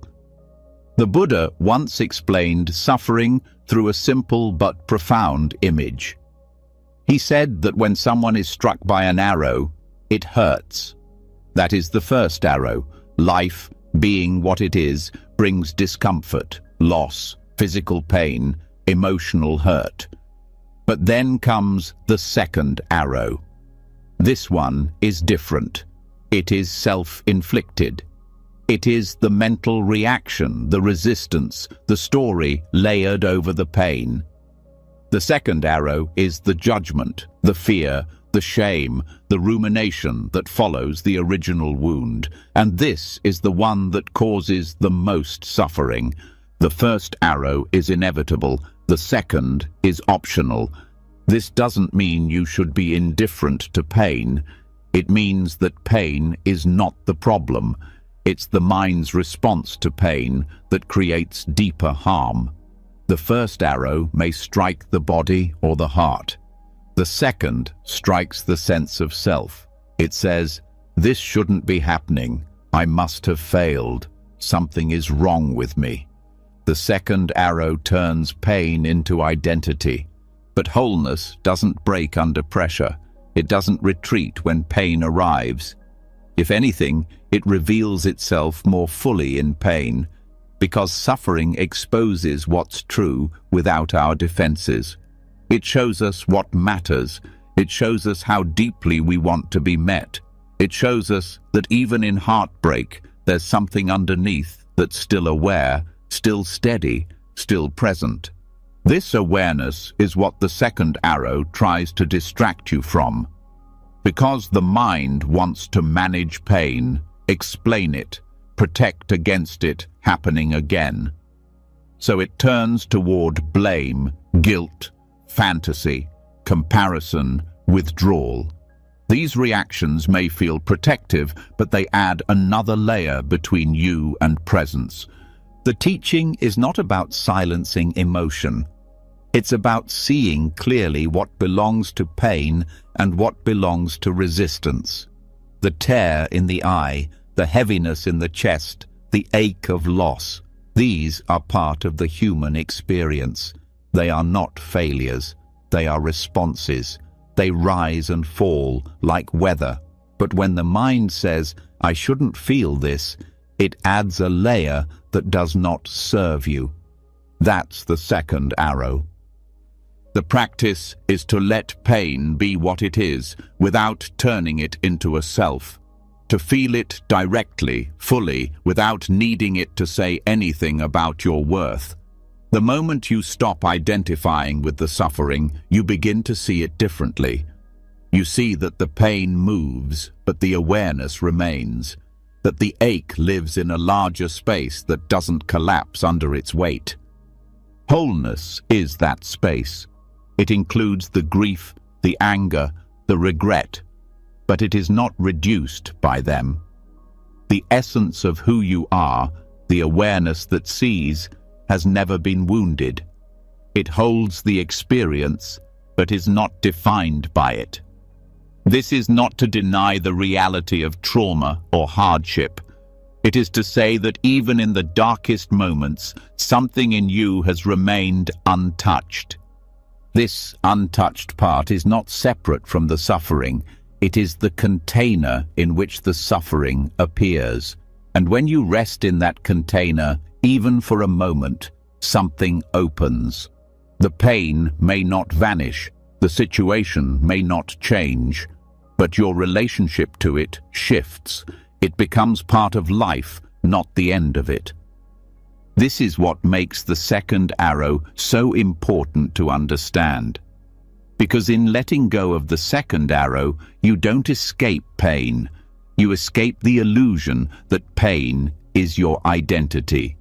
You stop wearing it like a badge or hiding it like a secret. You let it move through you, and in doing so, it loses its grip. There is dignity in this, a quiet strength. Not the strength to fix everything, but the strength to stay present even when you can't. That paradox is at the heart of this teaching. You do not need to overcome suffering to be whole. You are whole while suffering moves through you. This view changes how we see others too. When someone is in pain, we often rush to solve it, to advise, to fix. But often, what they need is simply presence, not words, not theories, just the warmth of someone who isn't flinching, who isn't pulling away. That presence, when it comes from someone who knows they are whole, even in pain, becomes a mirror. It says, "You don't have to be better right now. You're not wrong for feeling this." And something in the other person softens. The second arrow creates isolation. It says, "I'm the only one like this. I'm too sensitive. I should be stronger." The release of the second arrow reconnects you to humanity, to everyone who's ever sat in darkness and doubted their light, to every breath shared in silent suffering. Even in the most painful states, rage, despair, shame, the second arrow can be paused, not through force, but through recognition. You notice the extra story, the added judgment, the familiar narrative of unworthiness, and instead of feeding it, you breathe, you listen, you let the pain be pain without letting it define the whole moment. Over time, this becomes a new habit, a deeper trust, not in outcomes, but in presence. You trust that being here, with what is enough. You stop demanding that pain teach you something. You stop needing it to justify itself. You let it exist. And in that space, you notice something beneath it, something steady. This is the true gift of understanding the second arrow. It's not about avoiding pain. It's about recovering your relationship to it. Seeing that what hurts doesn't have to turn into suffering. That hurt can be part of the story without taking over the whole book. When you rest in that understanding, the next painful moment doesn't become an emergency. It becomes part of the rhythm of life, not welcomed, but not feared, not denied, but not exaggerated. You learn to meet it with honesty, and that honesty is what reveals the wholeness that never left. You begin to trust the silence beneath your thoughts, the breath beneath your grief, the space behind the ache. You stop asking pain to validate your path. You start allowing it to move through you without resistance. In that movement, you remember something important. You are not the wound. You are the space that holds it, and that space has never been broken. The wound was never the problem. What deepens suffering is forgetting that even while pain moves through the heart, something steady remains. Something beneath emotion, beneath thought, beneath every loss. That steadiness is not waiting on healing. It's already here. And once seen, it starts revealing itself in places no one expects. In traffic, in noise, in boredom, in heartbreak, in the texture of daily life that so many believe is in the way. But what if it's not in the way? What if the truth we seek isn't hidden in stillness or purity or transcendence, but in the messy, imperfect fabric of daily experience? This is where the illusion begins to fall apart. The illusion that nirvana lies elsewhere and that ordinary life must be escaped to find it. Buddhist teachings often speak of two concepts that seem to be opposites: samsara and nirvana. Samsara is the cycle of birth and death, desire and fear, gain and loss. Nirvana is said to be liberation, freedom from that cycle, the cessation of suffering. But many misread this contrast. They assume samsara is the prison and nirvana is some far-off escape, something to reach after lifetimes of practice, something apart from the pain and routine of daily life. But this duality, when held too tightly, creates its own suffering. It becomes another version of the second arrow, a spiritual rejection of what is. What the deeper teachings point to, especially in Mahayana Buddhism and Zen, is not escape from the world, but intimacy with it. Not distance from experience, but complete presence within it. The illusion is not samsara. The illusion is that samsara is a separate place, a broken realm we must climb out of. But the great masters repeatedly say, samsara is nirvana when seen with wisdom. This doesn't mean there is no suffering. It means suffering doesn't have to be separate from awakening. It means the same thoughts, the same dishes, the same arguments, the same longing.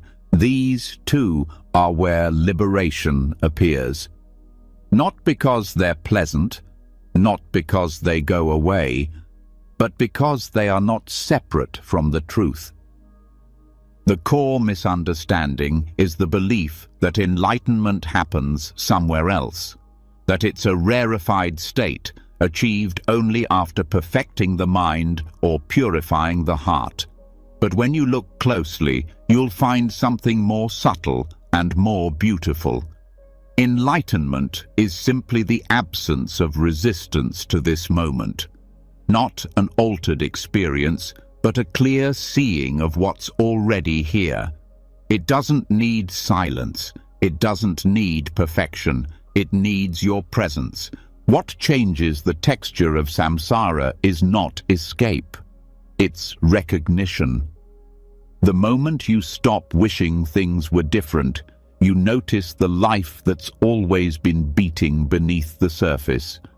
When there's no longer a struggle to fix, to transcend, or to escape, a softness returns. The very moment you thought was mundane becomes vivid. The so-called ordinary reveals itself as extraordinary. This is why so many Zen teachings point to everyday life as the field of awakening. Carrying water, chopping wood, sweeping the floor, these are not distractions from practice. They are the mirror in which practice reflects. If you cannot find wholeness in making tea, you will not find it in meditation halls or philosophical texts. Because wholeness is not in the act, it's in the attention. In this way, samsara is not the opposite of nirvana. It's nirvana misperceived, misunderstood, taken to be solid, permanent, painful in essence. But pain, when clearly seen, is not the same as suffering. Pain arises. Suffering arises from our resistance, our clinging, our denial. When that resistance softens, the pain remains, but it becomes part of something bigger, something whole. The daily frustrations, the exhaustion, the disappointment, these are not proof that you're far from awakening. They are the exact places where awakening is tested, invited, made real. It's easy to feel calm in a quiet room. It's a different kind of realization to feel calm in the middle of uncertainty. But both moments are part of the same field. This is what it means to live in wholeness, not to avoid samsara, but to live so deeply within it that the borders dissolve. That doesn't mean becoming passive, it means becoming intimate. Intimate with your reactions, intimate with discomfort, intimate with joy when it comes and sorrow when it stays. The path isn't somewhere else. It is this breath, this step, this phone call, this silence. When the idea of escape disappears, presence expands, and that presence is not exotic. It doesn't glow. It doesn't announce itself. It just allows everything to be seen clearly.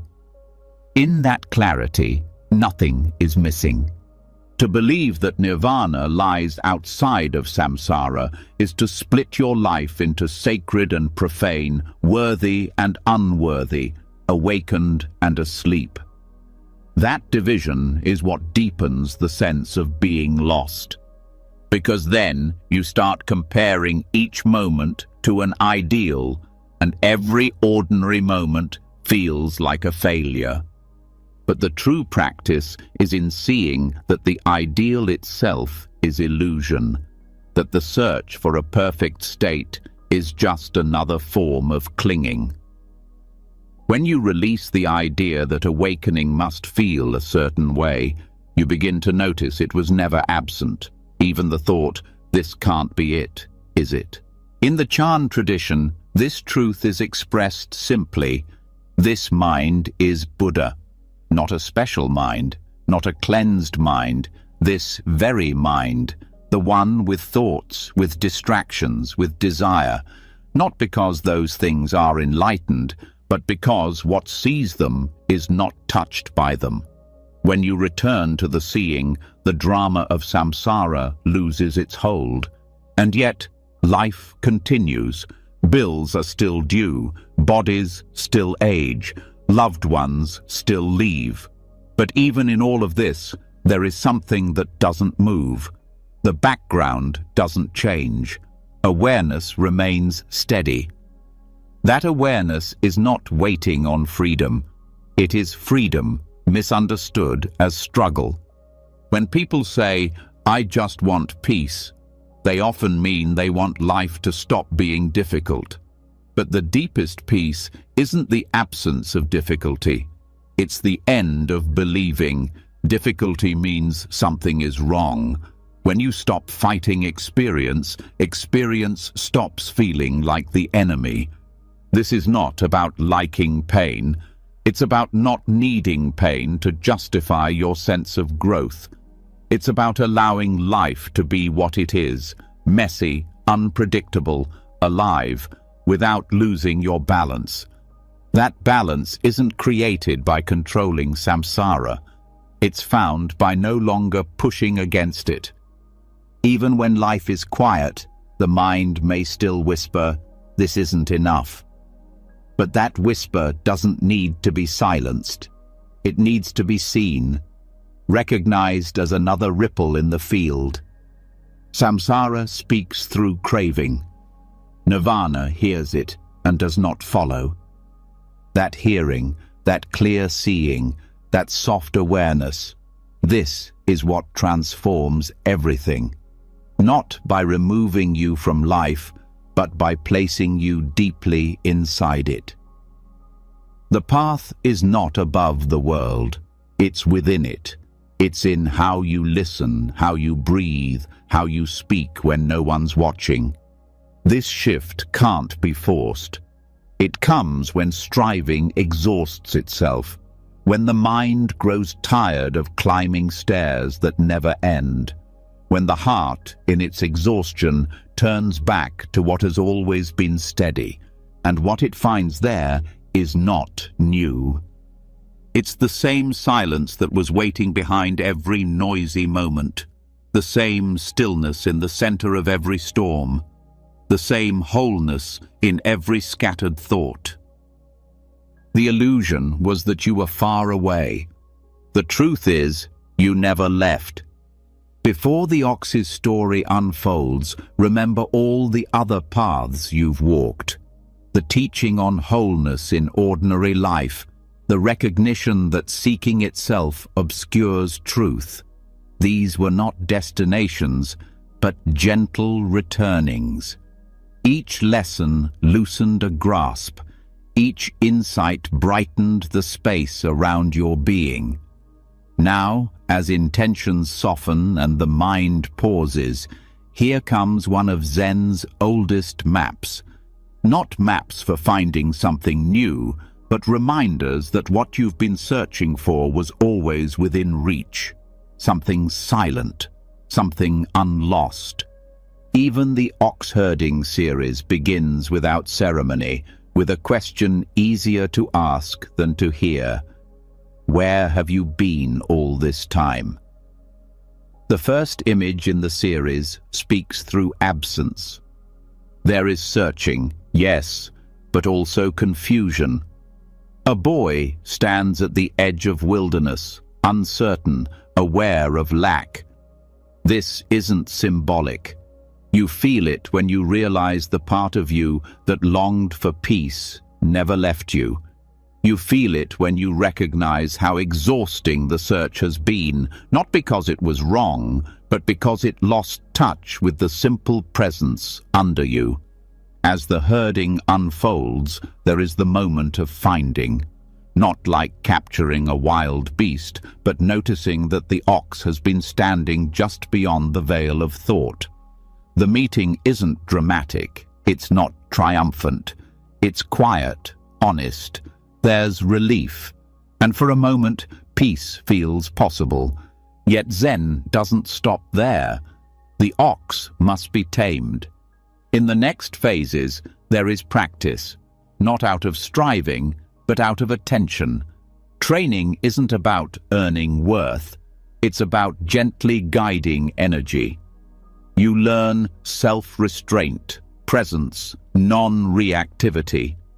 You begin to witness yourself walking through life with a mind that once ran wild, untamed. You learn to invite tenderness into your internal landscape. You learn to rest, not by changing who you are, but by recognizing what you are. Soon the ox and the herder move together as one. There is no hushing of energy, no severing of wildness, only unity. You notice this in your own life when your actions flow from calm rather than control. You feel it in moments when you reply with clarity instead of reaction. When presence meets presence, the separation dissolves. Stillness moves. Movement is stillness. The whispered division between doing and being softly fades. Then comes the return. The ox is let go. Not abandoned, not lost again. Released because the herder knows that nothing can be held. You sense something shift as you loosen belief in the path, the goal, the journey itself. Control releases, certainty softens, and oddly, freedom appears. Not freedom from experience, but freedom to be with it completely. And then the herder returns to the marketplace. No drama, no separation, just presence in the heart of ordinary life. The mystery of awakening is not where there is no noise, but where noise is not an interruption. The same awareness, waved off in silent mountains, sits with you amid dinner dishes, email threads, and evening conversations. The difference isn't quantity of peace, it's the way every action carries the trace of that peace. In the final image, the herder and ox both forgotten, not because they've disappeared, because they were never separate to begin with. There is no herder, no ox, just the clear path of living. Mind is mind, world is world. No barriers, no achievements, just life, nothing more, but also nothing less than everything. These ancient pictures do not tell a story of becoming. They show the process of uncovering. They don't explain. They resonate. They invite recognition. They ask only that you see, that you feel, that you remember your own home, the one you thought you were searching for, but never really left. The ox-herding pictures hold no ideas about enlightenment, no rules, no certifications. Just a way of looking, a way of being with what is. And in their simplicity lies depth. Because you don't need vast knowledge to wake up. You need absence of absence. You need the end of searching. Everything else arises from that. So now, stay. Breathe. Feel the space that is wide enough to hold everything. Your story, your longing, your silence, your wounds, your joy. This is home. This is already yours. Let the pictures speak not through your thinking, but through your resting. The path is complete when the search unravels. The journey ends where it began, in the quiet, abiding presence of your own mind, healed not by arriving, but by returning. The urge to believe we're broken is subtle, yet pervasive. After moments of peace, a quiet voice interrupts. Something is still wrong. That voice often becomes the undercurrent of spiritual work, therapy, and self-help. We begin to live as if healing or transformation is a destination we'll one day reach. But the Buddha's central teaching of the middle way invites us to step off both extremes, the drive to fix ourselves into perfection and the passive acceptance of who we are without wisdom. This path of balance is not easy. It requires us to look squarely at both longing and fear and learn to walk between them with clarity. Many spiritual paths begin with a conviction. If I can just change enough, then I'll be free. We adopt practices, mindset shifts, dietary rules, affirmations, anything that promises a better self. That motivation isn't evil. It often arises from pain. But behind it lies a myth that who you are today is not enough, that your awareness, your compassion, your life must be improved before they can bear witness to their own wholeness. This belief fuels exhaustion and self-judgment even when we make progress. The harder we strive, the more we reinforce the idea that true self-worth depends on future attainment. On the other extreme lies resignation, a mindset of "I must accept how I am," often used as a mask. When acceptance becomes complacency, we stop listening to pain. We tell ourselves we've arrived. We ignore invitations toward deeper inspection or care. Acceptance is valuable, but if not balanced by skillful action, it can turn into denial or stagnation. The middle way holds both clarity and love. It honors the wish to heal without using shame as fuel. It honors acceptance without becoming resignation.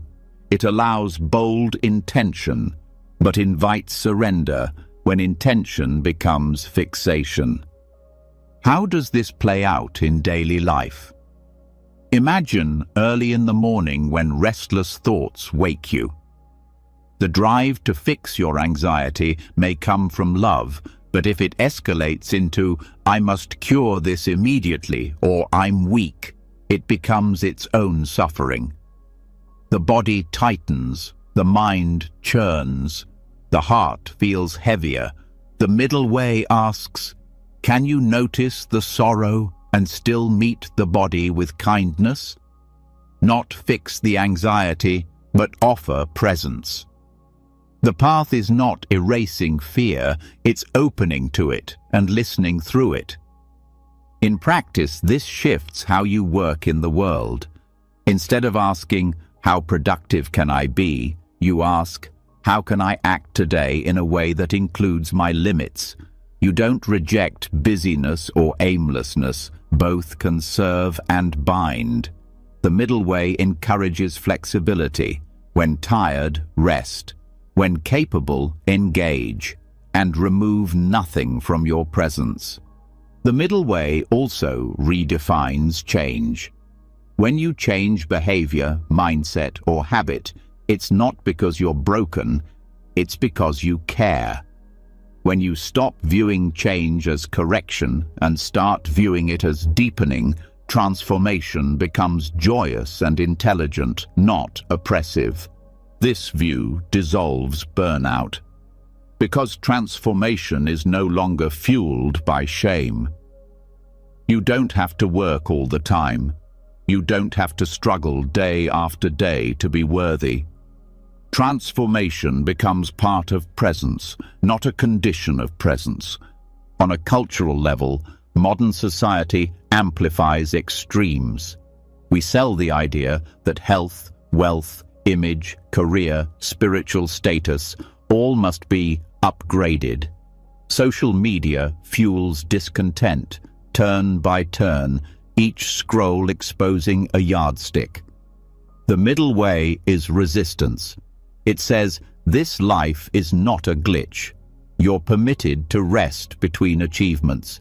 It's not anti-progress, it's pro-being. When an illness strikes, the middle way frees you from self-reproach. Instead of believing you're broken because you're ill, you begin to learn how your life needs to reorder around care. You learn compassion empirically. You learn that your self-worth isn't contingent on health. You learn your body isn't a project, but also not ignored. In relationships, the middle way helps you meet others without forcing an ideal or abandoning your boundaries. You can love without attachment, honor differences without splitting, and speak truth without violence. You understand that flaws are openings for connection, not threats to your peace. Even in grief, the middle way liberates. It teaches you to mourn deeply without becoming lost in sorrow, to remember with love without swallowing your life in endless longing, to honor the loss and still breathe. A key realization: when you pursue wholeness by erasing pain, the pain screams louder. Emotional tension often reveals precisely where grace is needed.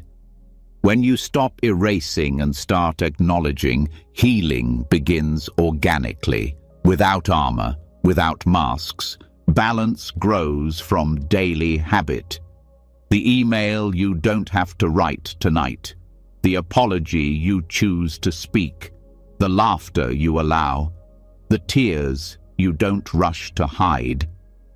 These choices, small and seemingly unrelated, ripple outward into your sense of safety, belonging, and aliveness. Balance also surfaces on the cushion. When a difficult emotion comes, you don't reject the sit, but you don't cling to either meditation bliss. You just rest in what is, allowing attention to remain present. Every emotion is a teacher, never your identity. We must acknowledge this path is not easy. It requires more courage than extremes, and in the beginning, extremes feel stable. Effort feels productive, resistance feels safe, stagnation feels restful, but nothing grows in certainty. Wisdom is uncomfortable. It asks you to stand without falling, to hold without collapsing. That's why the middle way must be practiced visibly, in speech, in action, in social media habits, in lifestyle choices, in rest. Balance cannot be cloaked. It must be lived through visible humility. And when we live it, we become models for those around us. Parenting transforms, leadership changes, culture shifts. Because every generation raised to believe brokenness is normal will reap fear and performance compulsions. When the middle way is embodied, we begin to breathe wider, not because struggle ends, but because struggle no longer defines life. Over time, the internal conflict between improvement and worthiness dissolves. Energy formerly spent proving we matter can be reclaimed for relationship, creativity, compassion. Instead of chasing validation, we hold it ourselves, and then we can share it radically. In the end, the middle way doesn't give you a better life. It helps you live this one with integrity. Wholeness emerges organically when the extremes cease serving their purposes. It doesn't arrive because you've earned it. It rises because you've stopped blocking it. You are not broken. You are not complete. You are balance walking, and that is enough. So many paths try to fix the mind, tame the chaos, polish the flaws. But what if there's a place within you that doesn't need fixing at all? What if awareness itself, the very thing that watches your thoughts, has never been broken? This isn't philosophy. This is direct experience. And it's the heart of Dzogchen. Dzogchen doesn't ask you to climb. It asks you to rest. Not because effort is bad, but because the treasure isn't at the top of some mountain. It's underneath everything, already glowing. What if the light you've been searching for was the one looking through your eyes all along? The Tibetans have a word for this, Rigpa. It means pure awareness, not the thoughts in your head, not the stories you tell, not even the witness of meditation.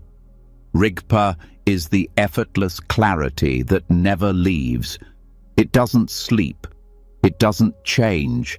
It doesn't care if you're having a good day or drowning in despair.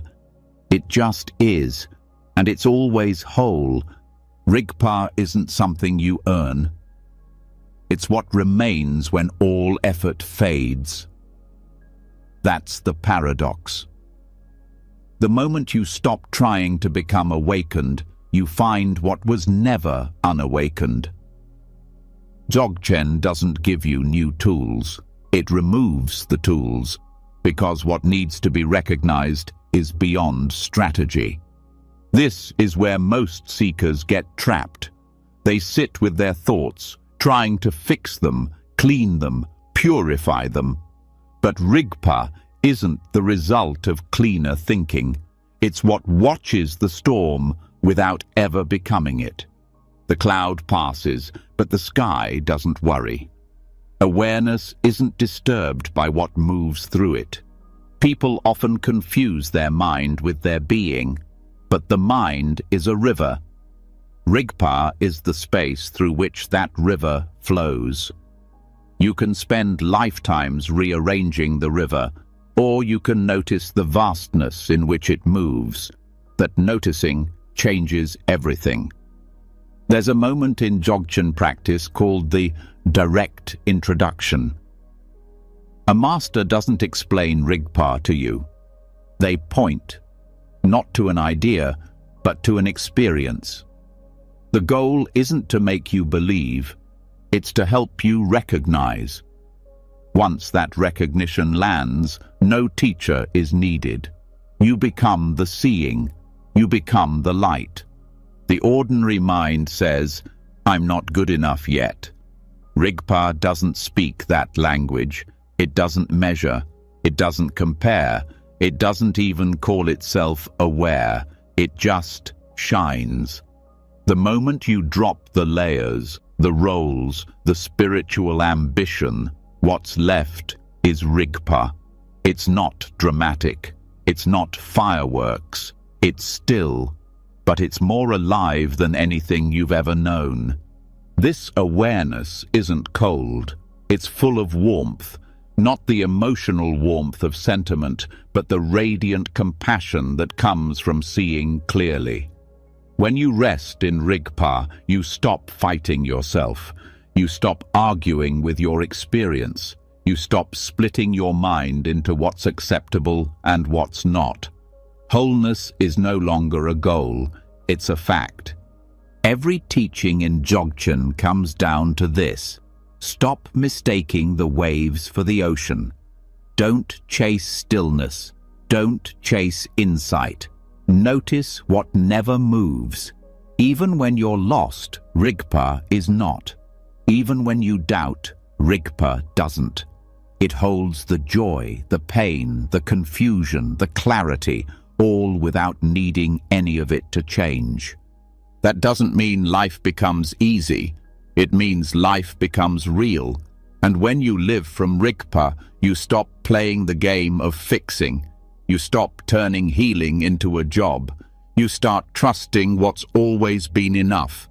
This is why Dzogchen teachers speak less and point more, why they value silence over theory, because language will always miss. It can describe the moon, but it cannot reflect its light. Rigpa is not a theory. It's the moonlight on your skin when the words finally stop. This resting is not passivity. It's the deepest kind of presence. It's not doing nothing. It's doing nothing extra. It's showing up without armor. It's meeting each moment without needing to control it. Because when awareness is recognized as whole, you stop needing to fix the flow of your life. You trust its intelligence. You trust its timing. You trust its enoughness. And here's the most surprising part. Rigpa isn't rare. It's not for monks on snowy peaks. It's not hidden in texts or locked behind rituals. It's so close most people miss it. It's the awareness that hears these words, the stillness between your thoughts, the clarity that never left. Even when you're confused, Rigpa isn't. Even when your emotions surge, it remains undisturbed. And this doesn't mean you escape life. It means you show up fully. but without the weight. You speak, love, laugh, cry, but it all happens inside the space that doesn't break.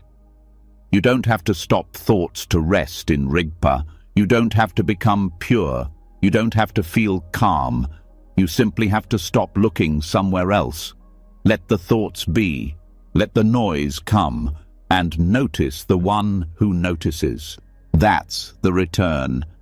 Not to a new version of yourself, but to the one who was never divided in the first place. Rigpa doesn't change you. It reveals what was always true. And once you've seen it, once even a sliver of that stillness is touched, it's unforgettable. Not because it dazzles you, but because it feels like home, like something inside you finally exhaled. You are not the one searching. You are the openness in which the search appears.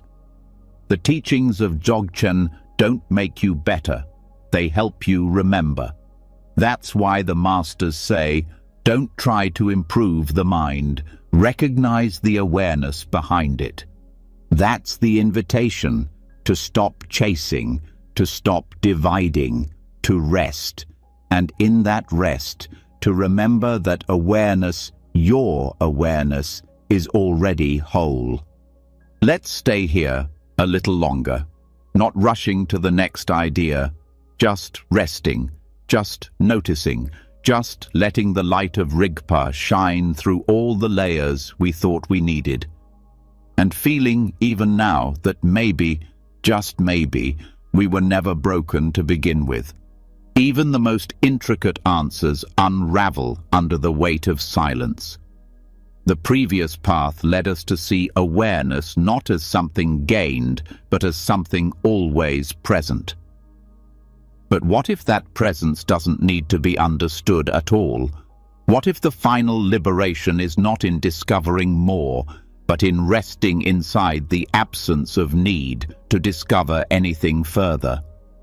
There is a kind of knowing that does not come from gathering facts, nor from intense analysis, but from allowing the mind to dissolve its grip on needing to know. In Zen, this is called don't know mind. At first, it feels like surrendering clarity. In truth, it's surrendering the illusion that clarity must always come with explanation. And in that surrender, a strange light begins to shine. This mind doesn't rush to define. It listens. It does not interrupt. It waits. And in that waiting, something gentle emerges, not a new concept, not a final answer, but an openness that cannot be taught and cannot be owned. It is the silence underneath your name, the breath before speech, a kind of peace that never demands proof. Not knowing strips away the performance of certainty. It asks nothing from life except to be met honestly. This honesty does not need credentials or authority. It just stands as it is, vulnerable, alert, quietly alive. And from this place, something radical begins to grow. A trust, not in what is known, but in what is here. The power of not knowing is its refusal to reduce life into manageable parts. It doesn't need to pin things down to make them real. In fact, it sees the beauty in what escapes the net, the joy in not needing every detail, the relief in not managing everything. When this mind is present, freedom isn't a peak to reach. It's the ground you've been standing on all along. When the craving for identity relaxes, the body begins to soften. The breath deepens. The need to explain who you are, what you want, and why you're here begins to fade. And in its place is the tender silence of this moment, unfolding, unfiltered, unjudged.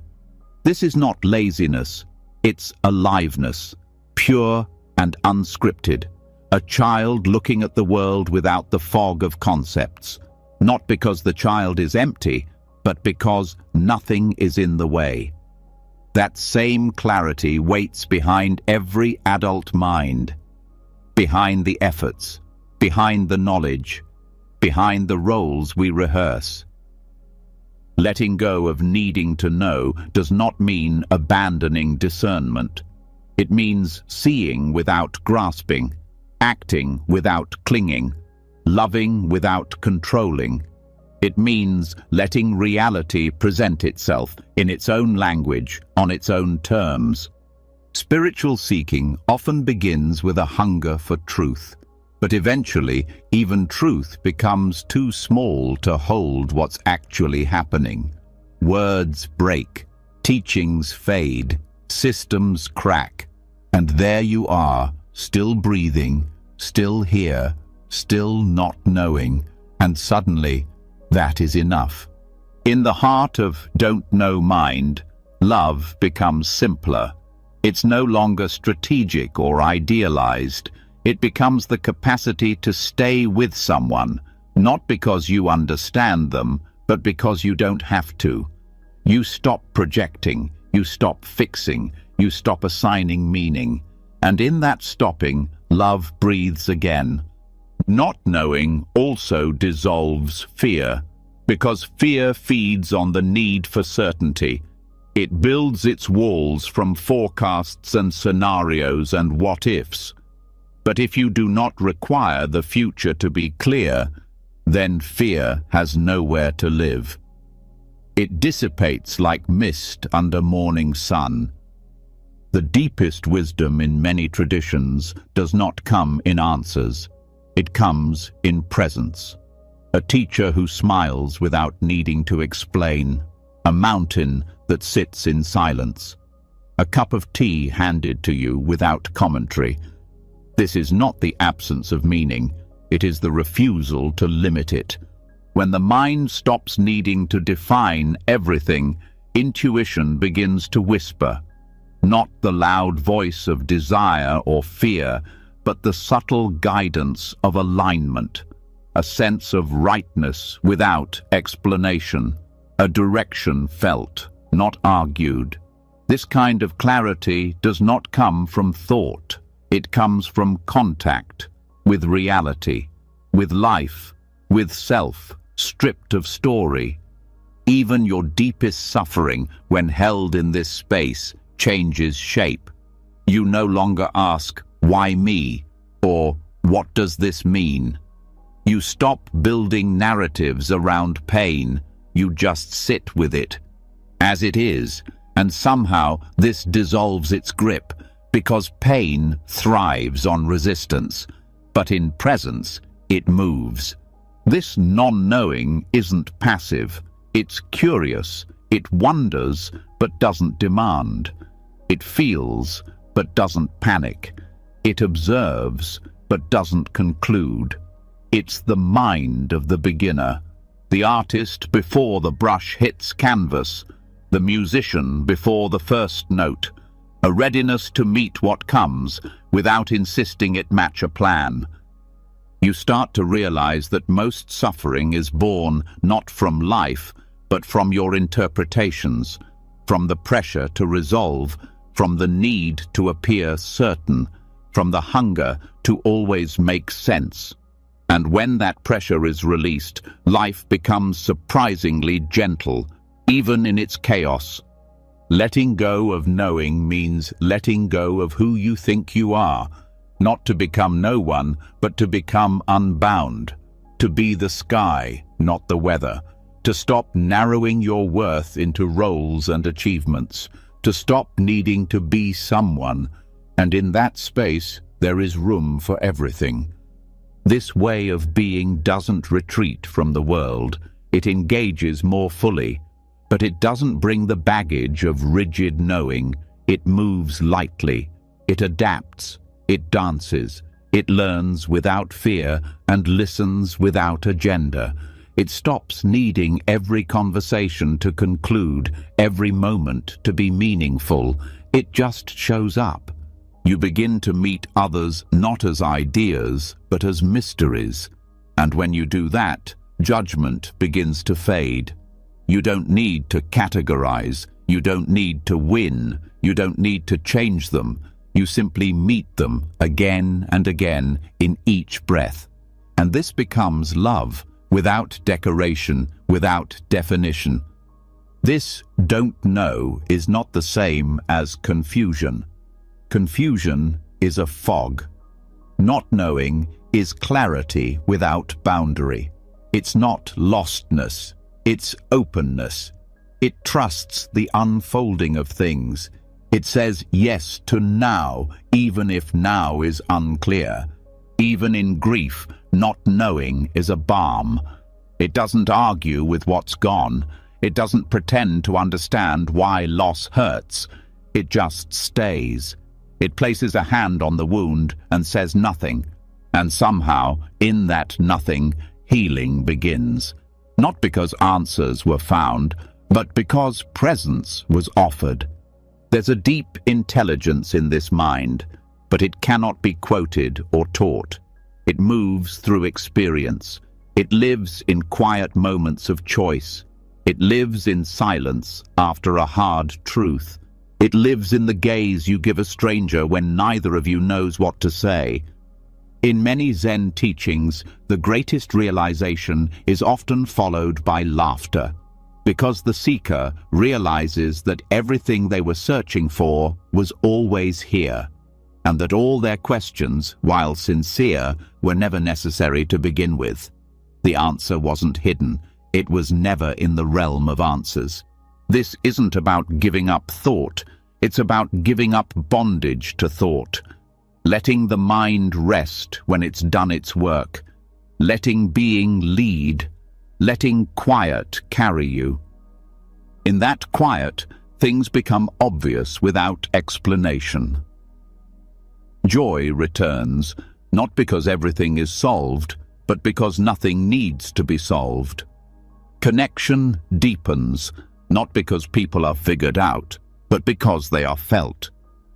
Eventually, even the question, "Who am I?" fades, not because it's answered, but because it's no longer needed. The self doesn't vanish. It becomes transparent. The need to define it dissolves. What's left is life, lived directly, and in that directness, there is rest. Not the kind that ends in sleep, but the kind that ends in peace. A rest so complete it needs no resolution. A wholeness so quiet it needs no defense. A freedom so simple it doesn't feel spiritual. It just feels real. This is the gift of don't know mind. Not a destination, but a doorway. Not an answer, but a return to the breath, to the heart, to now. And in that now, you are already home. When the need to define who you are dissolves into presence, something even more delicate begins to rise. The weight of the past no longer grips so tightly. The mind doesn't rewind as often, but even then, there's one more thread that quietly pulls in the background, a lingering belief that the past defines what you deserve. It doesn't arrive loudly. It hides inside self-doubt, inside guilt, inside those private whispers that say, "Maybe I ruined my chance." This is where karma is so often misunderstood. People hear the word and think punishment, consequences, judgment, a balance sheet of sins. But that's not what it means, not in the teachings that truly liberate. In Buddhist understanding, karma is momentum. That's all, not a moral court, not cosmic revenge. Karma means action, and action leaves ripples. What is felt today is not punishment. It's a wave from a stone once thrown, maybe by you, maybe by others, maybe by generations before. But the wave is not a verdict. It's simply a continuation. You are not the stone, you are the ocean, and the ocean is not broken because it holds waves. Karma is not personal in the way the mind imagines. It isn't designed to shame. It isn't a label. It's a system of unfolding, impersonal, fluid, dynamic. Just like the wind, it follows patterns, but not preferences. It moves not because someone deserves movement, but because something set it in motion. Yet, so often, the mind turns karma into a mirror for self-judgment. I must have done something wrong. This suffering is my fault. I made bad choices, so this is what I get. But this isn't clarity. It's cruelty disguised as responsibility, and it only deepens pain. Real responsibility begins when guilt is set down. Guilt looks backward. Responsibility moves forward. Karma is not about blame. It's about direction. It doesn't say, "You are bad." It says, "This is what's unfolding. Do you want to continue this way?" And in that question, everything opens. Because the present is not fixed. It is the exact pivot point where old momentum can be met with new insight. Karma doesn't ask for penance, it asks for presence. A presence that sees a pattern without becoming it. A presence that allows you to feel the echo without reinforcing it. In this light, even the worst mistake is not a prison. It is a doorway. It only becomes a sentence when tied to identity. I am this kind of person. I'll always be this way. But no karma defines you. It only describes a rhythm until you hear it clearly enough to change the song. When suffering repeats, it's not because you deserve it. It's because something hasn't yet been seen all the way through. The universe is not cruel, it's consistent. It replays what you avoid until you finally turn toward it. Not to hurt you, but to help you meet what was never met. You may not remember the exact moment the momentum started, and that's okay. Buddhism doesn't require memory. It requires mindfulness. Not to understand your past in detail, but to meet the present with a softness that breaks the chain. The teachings speak of seeds. Actions plant them. Some grow quickly. Some wait in the soil of your life for years. But the presence of a seed does not equal a curse, and its sprouting does not confirm your worth.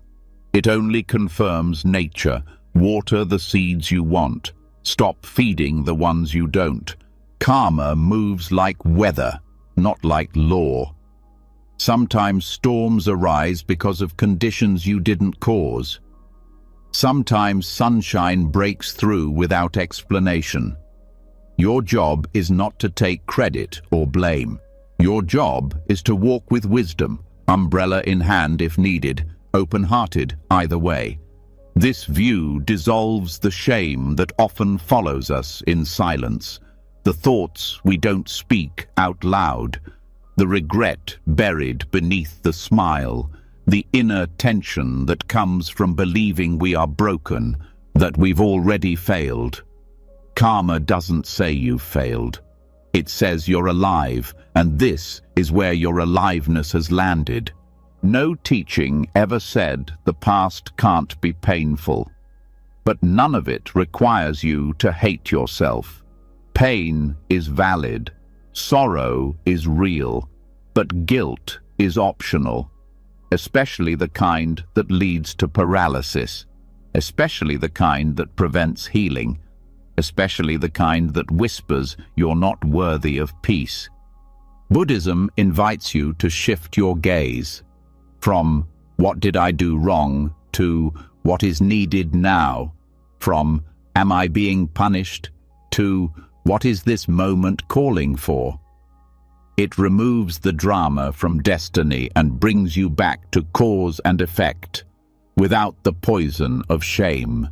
This shift is not easy. The grooves of self-blame run deep, but with attention they fade, not overnight, but gently, with each breath that says, I don't need to carry that anymore, with each step that says, the past is not here. I am. When you stop seeing karma as a judgment, you stop fearing your own life. You stop avoiding the parts of you that still ache.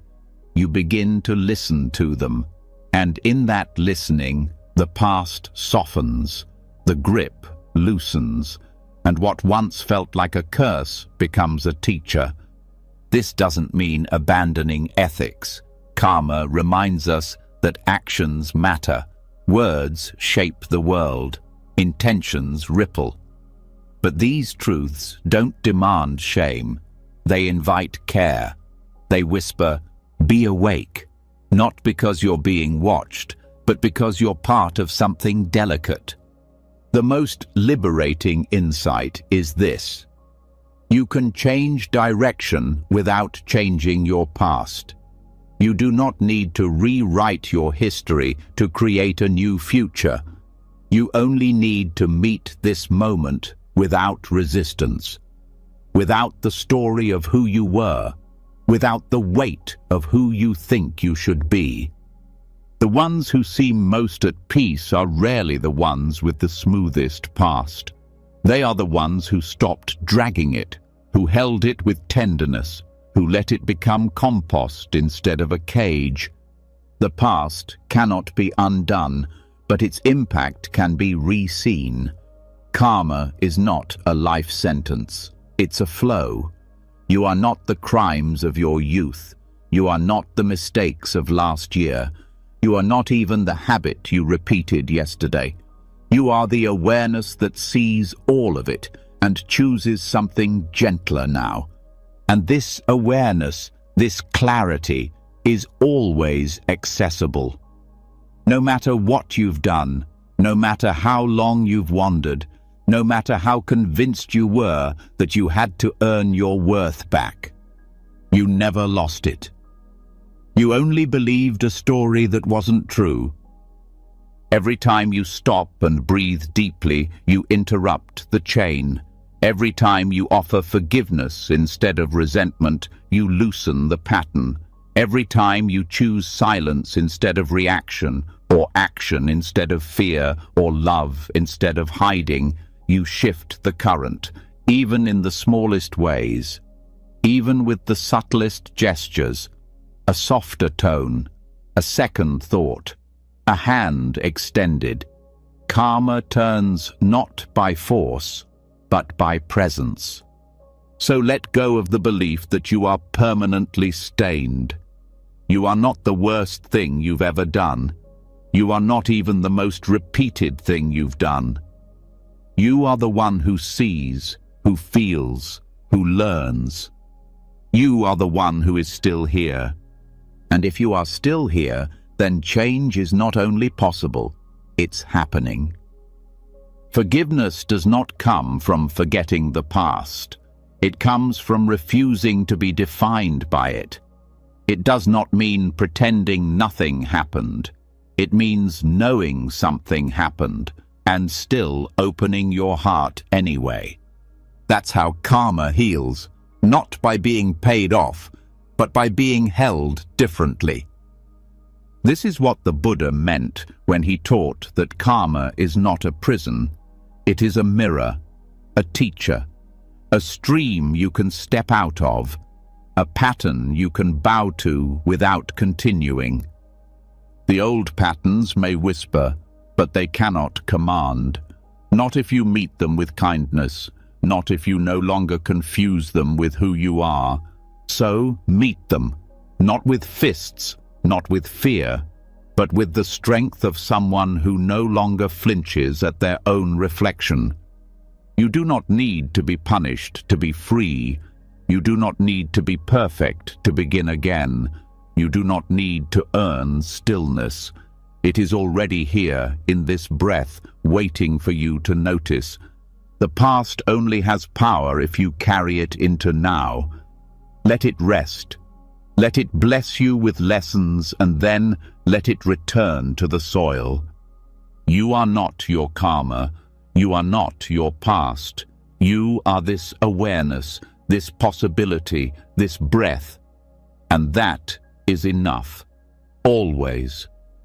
The idea that you must prove your worth by following a moral checklist has taken root in many corners of spiritual life. It whispers that you must climb toward goodness, purify yourself of every flaw, and earn some final approval. But from the view of deep Dharma, this is not what ethics are for. Sila, the foundation of Buddhist ethical conduct, is not about moral perfection. It is not about achieving holiness through discipline. It is about revealing what is already whole. After releasing the burden of self-judgment tied to karma, one begins to see that the path of Sila is not linear. It is not a staircase to some imagined enlightenment. It is the natural movement of wholeness when it is undistorted. The more one rests in awareness, the more one lives ethically, not because of obligation, but because of clarity. Not because it's written in a rule book, but because kindness feels closer to reality than cruelty. Sila arises like breath. It is not forced. It is not strained. It flows from the recognition that everything is interconnected, that to harm another is to cloud one's own awareness, that to speak falsely is to step away from the simplicity of what is. When wholeness is truly felt, the body, speech, and mind begin to align without coercion. This is why the idea of moral purity can become a subtle trap. It divides the world into the pure and impure, the worthy and unworthy, the enlightened and the flawed. But wholeness does not divide. It includes. It does not ask you to be sinless. It asks you to be sincere. It does not punish mistakes. It welcomes the humility that follows them. The 5 precepts, when viewed from the surface, can appear as commandments. But in truth, they are descriptions of freedom. When you refrain from harming, from stealing, from lying, from intoxication, and from harmful sexuality, you are not suppressing your nature, you are returning to it. These are not moral badges to be earned. They are reminders of how still the water becomes when nothing is thrown into it. The essence of Sila is not restraint, it is remembering. When you remember your interconnectedness, non-harming arises naturally. When you remember your dignity, truthfulness becomes effortless.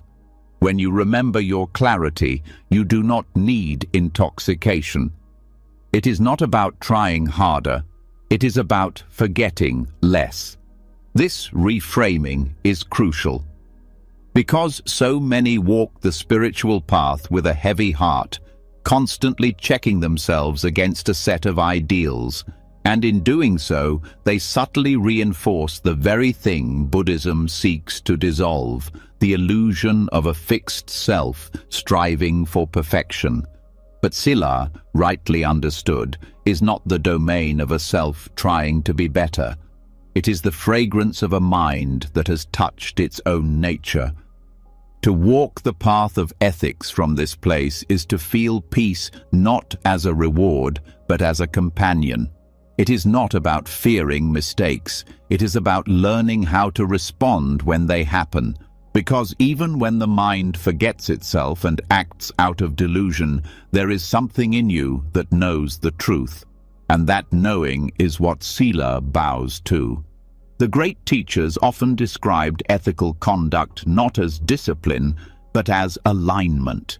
a tuning of the body-mind into resonance with what is. When that harmony is felt, one does not need to constantly calculate the right thing to do. One simply listens, one feels, one trusts the silence underneath impulse, one acts from stillness rather than tension. And in that way, Sila becomes art, it becomes poetry, it becomes the beauty of a life lived with attention, not in fear of punishment, but in love with clarity.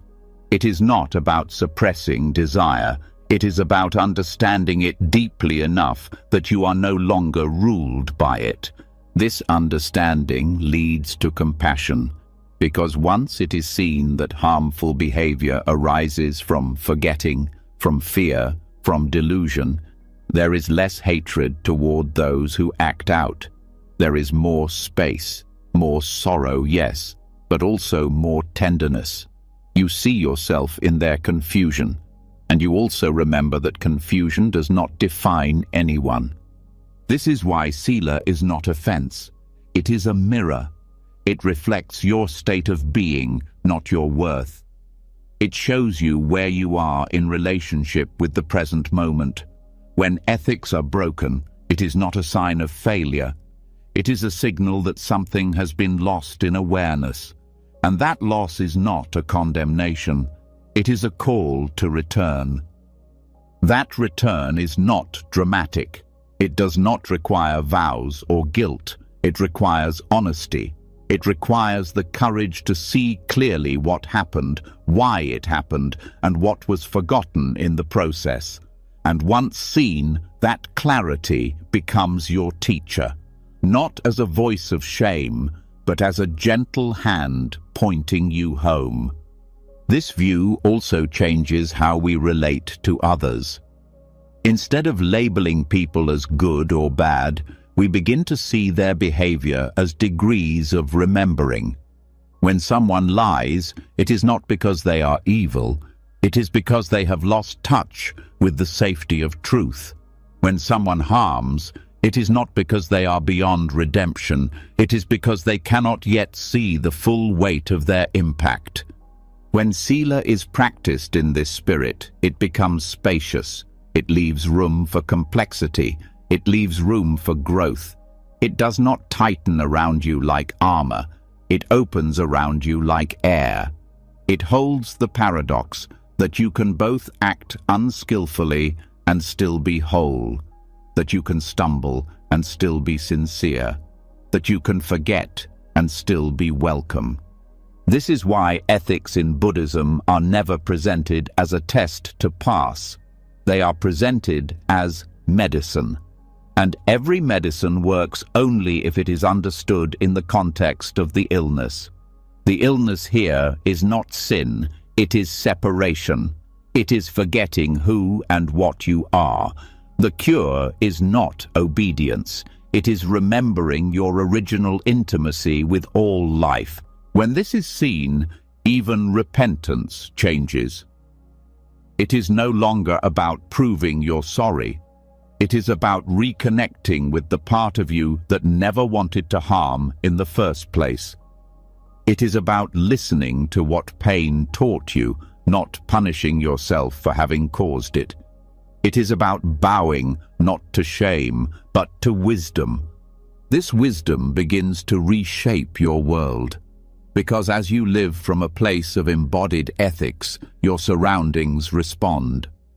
Relationships deepen, conflicts soften. You stop needing to defend yourself because you are not building a self to protect. You stop needing to impress because you are not performing virtue. You are living clarity. Even in the monastic codes, where hundreds of rules are observed, the purpose is not rigidity, it is sensitivity. Each guideline is a way of reducing harm, not to look holy, not to control life, but to make space for awareness to shine through unclouded. In lay life, this same principle holds. The goal is not compliance. It is intimacy with the present moment, unmarred by regret. This intimacy is fragile and alive. It breathes through your speech, your actions, your thoughts. It is not found in grand gestures of goodness. It is found in how you greet a stranger, in how you speak when you're tired, in how you treat someone who cannot offer you anything in return. Sila, then, is not a destination. It is a rhythm. And you do not have to be perfect to feel it. You only have to be quiet enough to notice when it slips, and honest enough to return when it does.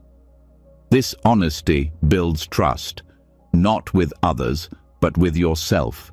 Because when you live from Sila as wholeness, you begin to believe in your own capacity to choose well, and that belief is not arrogance, it is devotion.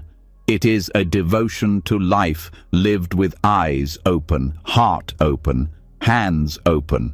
You no longer act kindly to be kind. You act kindly because it feels like alignment.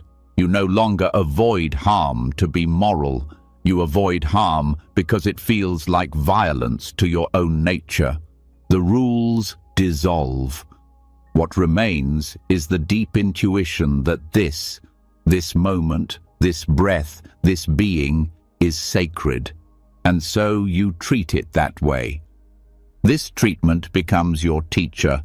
Every moment becomes a test, not of your virtue, but of your presence. Can you stay true when it's easier to react? Can you stay soft when it's tempting to harden? Can you hold your values when no one is watching? These are not high standards. They are invitations, and each time you answer them sincerely, you remember you were never broken. You were only distracted. And from that remembering, a life of Sila emerges, not as a burden, but as beauty, not as effort, but as expression, not to become whole, but because you finally know you are. Letting go of needing to know opens a door few dare to walk through. And on the other side of that door stands the most misunderstood teaching in all of Buddhism.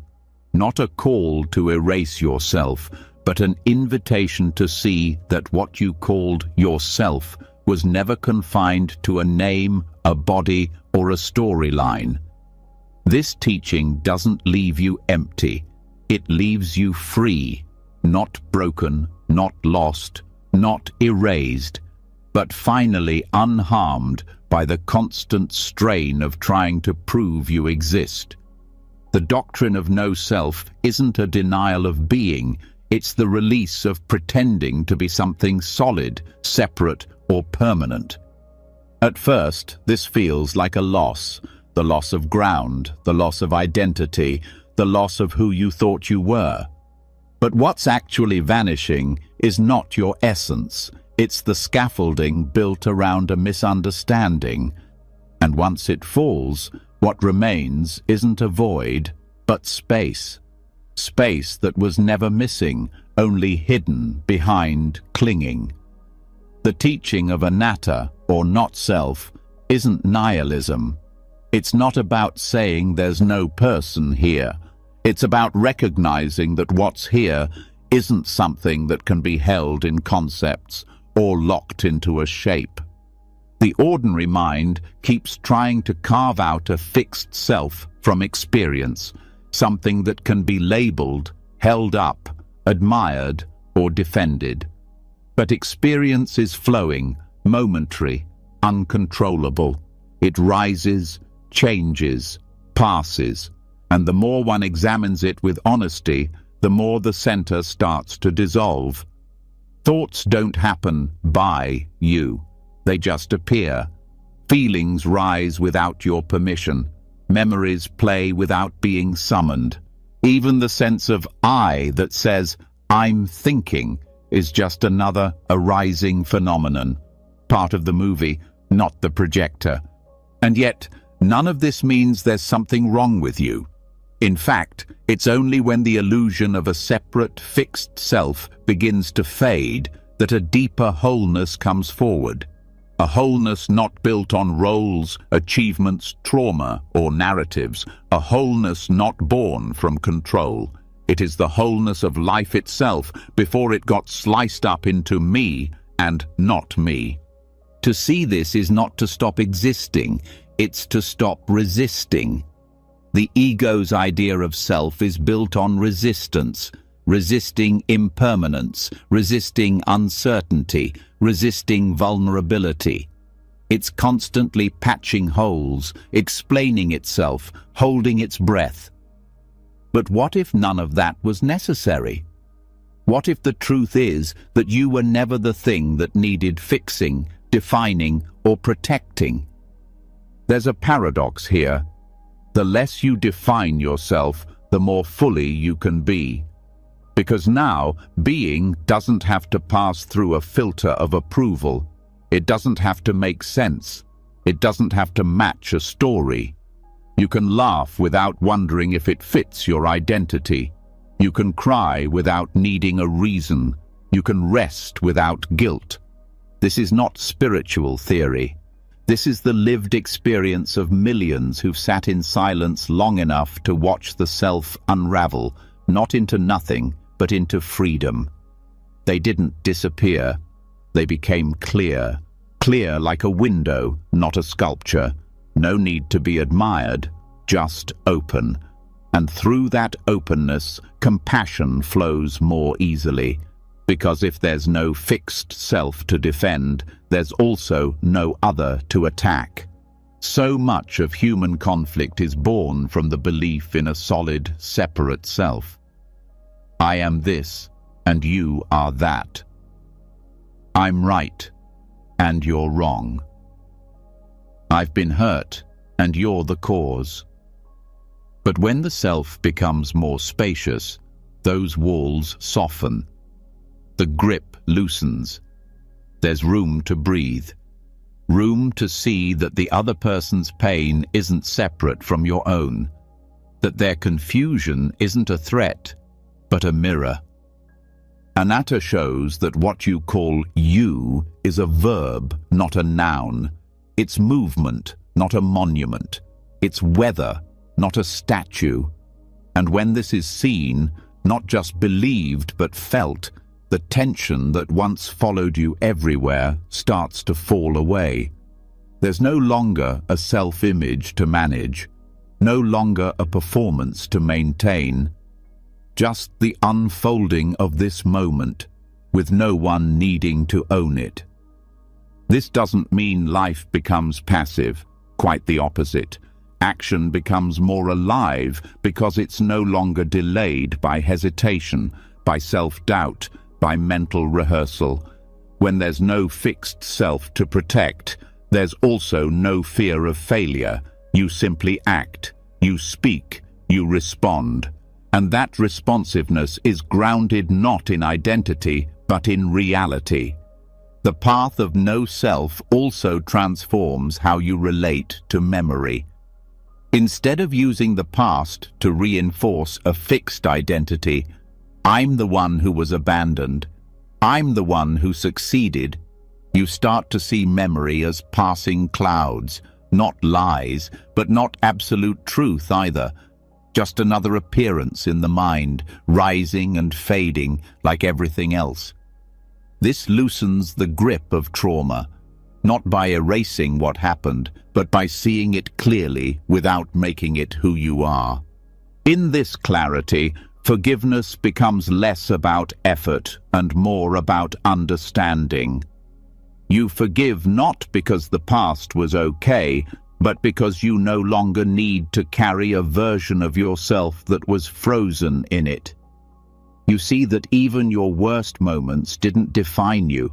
They only convinced you temporarily that you had to be defined. The more deeply you see through self, the more wonder returns. Not because you found better answers, but because the question, "Who am I?"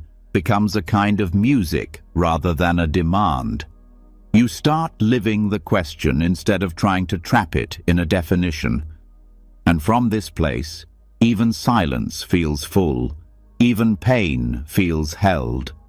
There's an image in some Buddhist texts of the self as a flame that dances on a candle.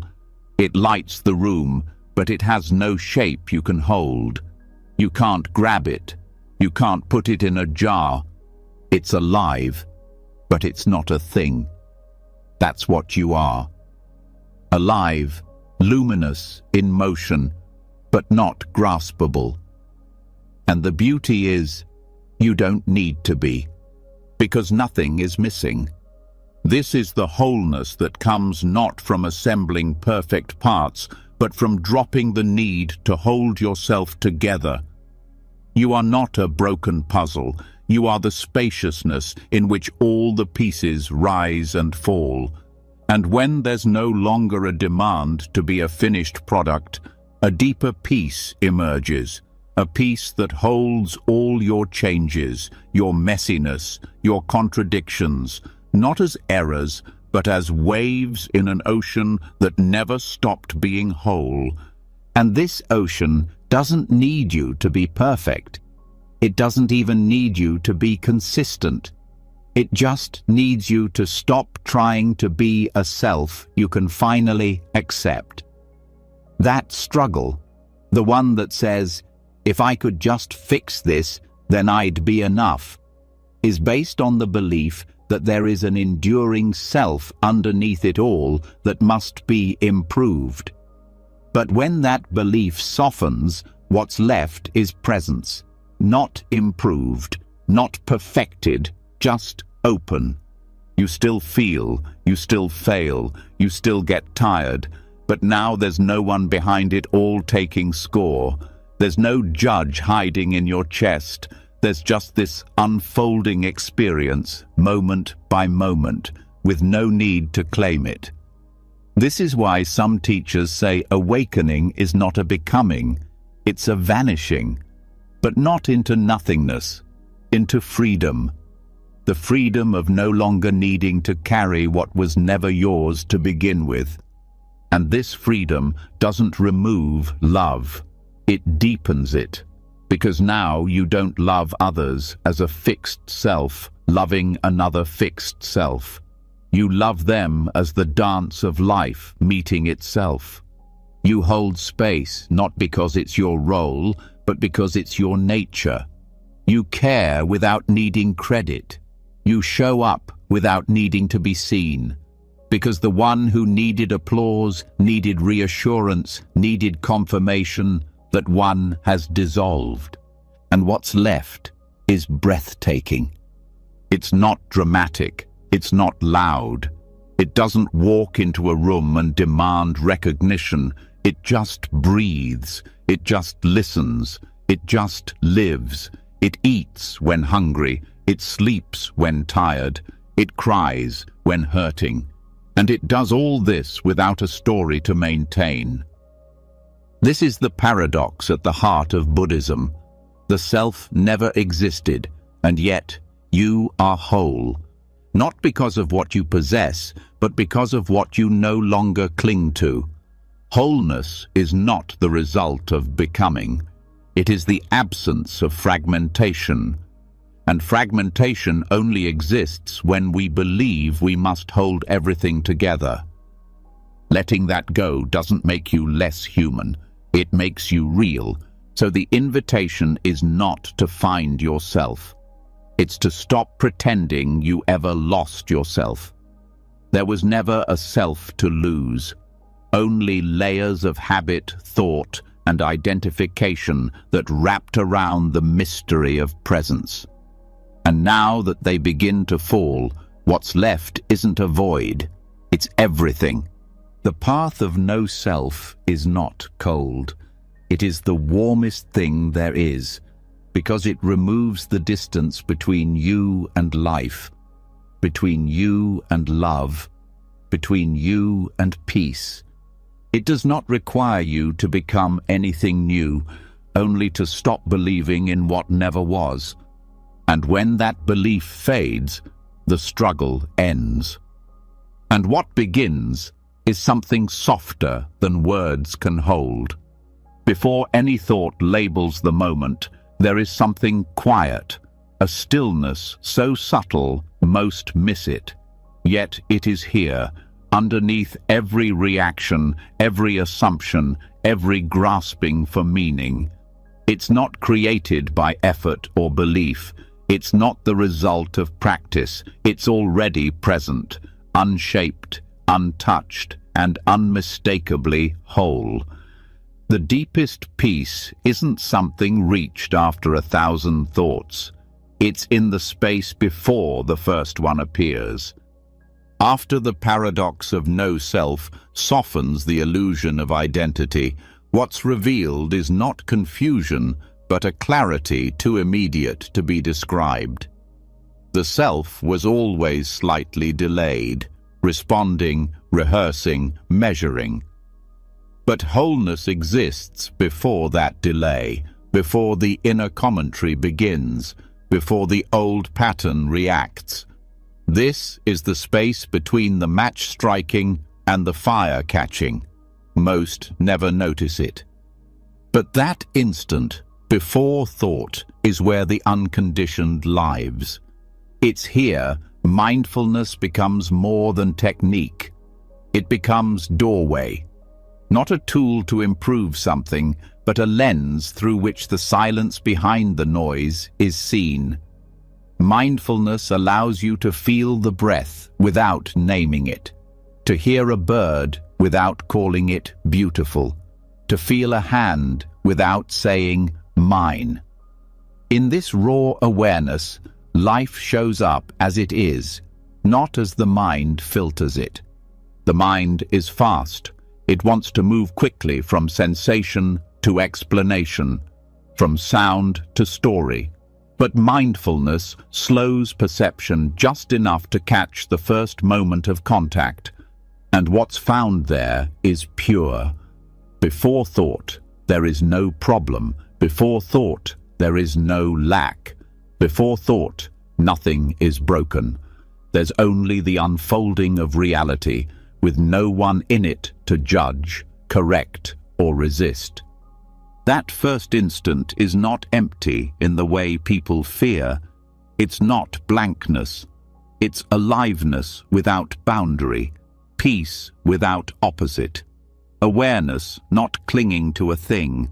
And from that stillness comes the capacity to respond rather than react. The gap is freedom.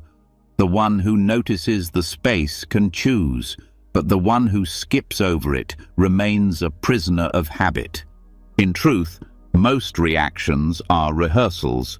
They come from memory, conditioning, wounds. Someone speaks sharply and the nervous system fires before awareness arrives. But in the training of gentle observation, that space between stimulus and reaction grows. It becomes more visible, and in that moment of seeing, something radical becomes possible, choosing a different path. Not to please, not to escape, but to stay rooted in clarity. When mindfulness is deep enough, it's no longer about paying attention to this or that. It's about resting in the attention itself, noticing the noticing, returning again and again to the silent field where all thoughts arise and dissolve. The breath becomes a bridge, not because it's sacred, but because it brings the mind home. When thought returns, it's not rejected. It's simply seen, like a cloud drifting across a still sky. The sky doesn't fight the cloud. It doesn't identify with it. It just holds it, then lets it pass. That's how the gap before thought works. It doesn't stop thoughts. It unveils that they are not required for peace. Wholeness doesn't depend on having the right opinion, the best response, or the smartest perspective. It depends only on presence. And presence doesn't start with thought. It starts before it. This is why the greatest insights don't come from thinking harder. They come from stopping long enough to let the truth surface. Meditation isn't about becoming blank. It's about becoming aware of what was always there when the mental noise drops away. In that space, even pain feels different. It's not a mistake to be fixed. It's a wave of sensation moving through a wider stillness. The gap before thought is also the place where compassion starts. Not the performance of being nice, but the raw capacity to feel without collapsing into reaction. To hear someone's pain without needing to fix it. To feel your own sorrow without becoming it. That space gives room for others to be human. It gives room for yourself to soften. It gives room for life to unfold without being immediately judged. It's important to understand that this space is not something exotic. It's ordinary. Every person already knows it. They just forget to notice. It happens in the half-second before answering a question, in the pause between inhale and exhale, in the split second after waking up, but before remembering who they are. These moments of pure awareness flicker constantly throughout daily life, but they're often overlooked because the mind rushes in to label them. By learning to rest in the space before thought, one begins to live more honestly, without pretending, without constantly evaluating, without spinning new identities. There's less need to impress, less need to perform, less need to explain. Because when you're present before thought, there's nothing missing. There's just being. And this being is not dull. It's vibrant, rich, quietly radiant. Not the glow of excitement, but the glow of completeness. No longer chasing meaning, but living meaningfully because presence itself is meaningful. In this stillness, even the smallest action, drinking water, folding clothes, becomes sacred. Not because of a belief, but because of the sheer intimacy with what is. This intimacy is what heals, not by solving problems, but by ending the belief that something must be solved before peace is allowed. The present moment doesn't wait for you to improve. It welcomes you as you are, if only you pause long enough to see it. That pause is not laziness, it's depth. And depth reveals that life isn't happening to you, it's happening in you, as you. Thoughts will come, they always do. But when they're no longer the foundation of identity, they lose their power to disturb. They're seen like ripples on a pond, momentary, harmless. They don't define the water, they don't change its essence. And if the water stays still long enough, it reflects the sky. This is not philosophy. This is a practice, a return, a remembering. You don't have to live inside your reactions. You don't have to follow every storyline the mind offers. You don't have to argue with every emotion. You can notice, breathe, be. That is the whole teaching. The space before thought is where intuition lives. Not hunches, not guesses, but the deep knowing that doesn't arrive through analysis. It's where truth shows up wordlessly, where right action emerges without debate. It's not impulsive, it's grounded. Still, a tree growing from roots unseen. Some call this presence. Some call it awareness. Some don't name it at all. Because to name it is already to step into thought. But it can be touched, known, lived. And when it's lived, fear begins to dissolve. Not because danger disappears, but because the one who lived in fear is no longer at the center. And when fear dissolves, love begins to move differently. It no longer grasps or demands. It becomes like sunlight, offered without condition. Because what's left is not a person trying to be loving. What's left is love being itself through you. You can practice this anywhere, in the space between footsteps, in the pause before opening a door, in the silence before speaking. You don't need a temple, you don't need a cushion. You need only willingness to pause, to meet life without armor, to breathe without fixing, to notice without naming. And in that meeting, wholeness reveals itself again. Not a distant goal, not a future version of yourself, but the unfiltered now. And that now is never missing. It's only overlooked, covered by habit, hidden by speed, but it waits patiently beneath every moment. To live from that space is not to escape the world. It's to move through it differently, rooted, soft, unshaken. Not because you figured it all out, but because you touched what never needed figuring out in the first place. What remains is peace, not because the mind stopped, but because it was no longer followed. Not because life became easy, but because you no longer believed difficulty made you incomplete. This is the wholeness in the instant before thought arises, and it's always here, waiting in silence, just before the next word. When even the boundary between waking and sleep dissolves, something unexpected appears, not confusion, but clarity. In the dream world, where laws of physics bend and forms shift at will, one truth remains untouched. The awareness observing it all is just as steady, just as bright. Tibetan dream yoga doesn't chase fantasy. It reveals how even in the wild fluidity of sleep, wholeness is never lost. This continuation begins with an understanding that consciousness does not turn off when the eyes close.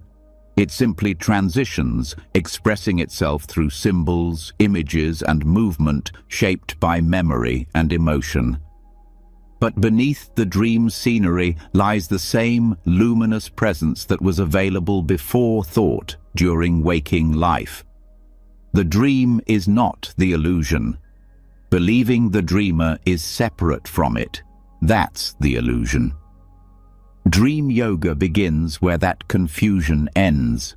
Lucid awareness in dreams shows that mind and environment are not two. When one becomes aware that they're dreaming, the environment is seen as fluid and inseparable from the consciousness perceiving it. That realization is not philosophical, it's embodied. The dream transforms in real time, responding to the dreamer's clarity or confusion. This is where insight deepens. What the dreamer fears becomes visible. What the dreamer clings to becomes exposed. But more than that, the awareness watching all of it never flinches. Dream yoga offers a mirror. In waking life, the mind assumes that solidity equals truth. But in dreams, that assumption dissolves. Mountains fly, walls melt, identities change. And yet, in the middle of the shifting, there is something that doesn't move, awareness itself. That stable knowing is not bound by the body, it's not diminished by strangeness. And the more one rests in that clarity, the more one sees. This same awareness is present in every moment of daily life. But dream yoga isn't about controlling the dream. It's not about making fantasy more beautiful. It's about seeing through the dream's appearance to what gives it light.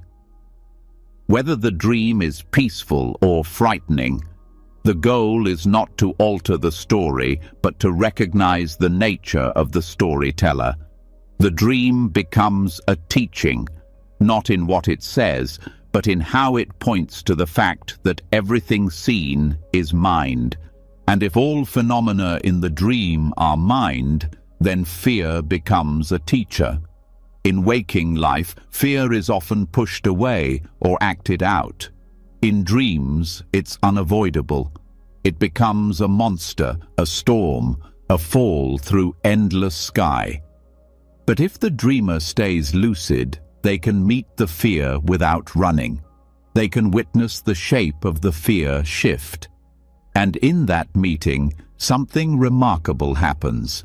Fear no longer dominates. It becomes a cloud in the sky of awareness. This same skill applies in waking life. Emotions feel like walls.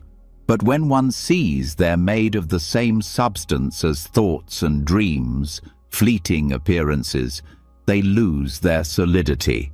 This is not detachment. It's intimacy without entanglement.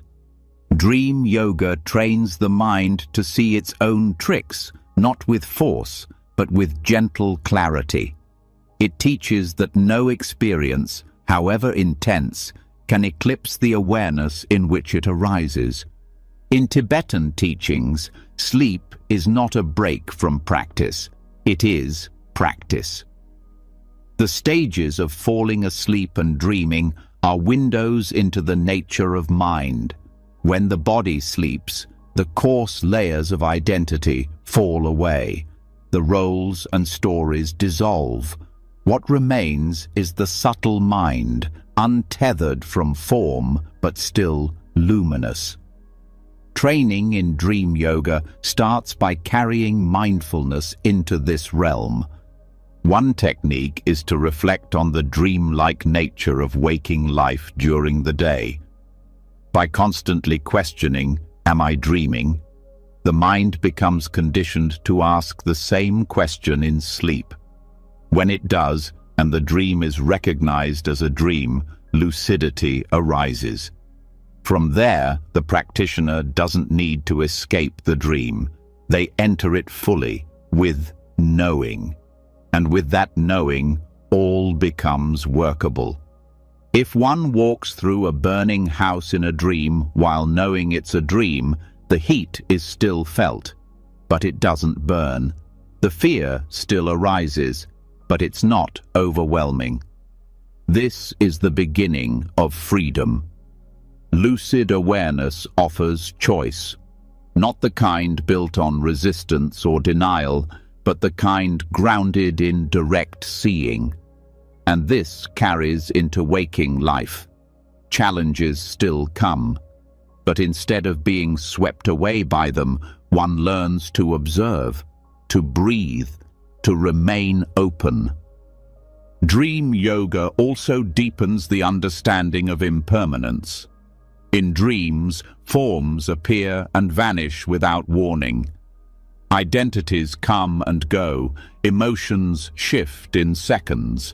There is no continuity except awareness. This reflects the reality of waking life. The self believed to be solid is not. It is a series of impressions, memories, and labels, none of which remain. But awareness remains, not as a possession, but as the space in which all things appear.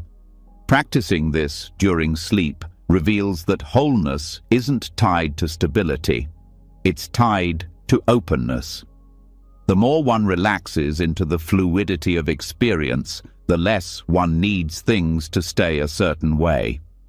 Peace arises not from control, but from surrender to the luminosity of what is. And when that surrender is total, even nightmares become teachers, because in that seeing, nothing is outside the light. Some teachings describe dreams as karma unfolding in subtle form, not punishment, but momentum. Dreams show the echoes of thoughts, intentions, fears, and hopes that have not yet surfaced in waking life. Meeting these echoes with presence allows for healing. a conversation with a loved one who passed, a confrontation with an inner critic. These moments can be profoundly transformative, not because they're real in the conventional sense, but because they reveal what's real in you. Wholeness in dream yoga is not a concept, it's a felt experience. The dream self may morph, the story may unravel, but the knowing that sees it all stays untouched. It's not affected by what the dream shows. This teaches something profound. If awareness remains whole in dreams, it must be whole always. What changes is the recognition, not the reality. Waking up in a dream is powerful, but waking up in this moment, right now, is no less profound. Dream yoga reminds us that lucidity is not a state reserved for sleep. It's a way of being, a way of seeing clearly that every form is fleeting and every experience is held in a space of perfect openness. To walk through waking life with the insight of dream yoga is to become intimate with impermanence and rooted in stillness. It means letting experience unfold without collapsing into identification. It means seeing joy and pain, success and failure, like shifting clouds in a sky that doesn't change. Even death is explored in dream yoga, not morbidly, but gently.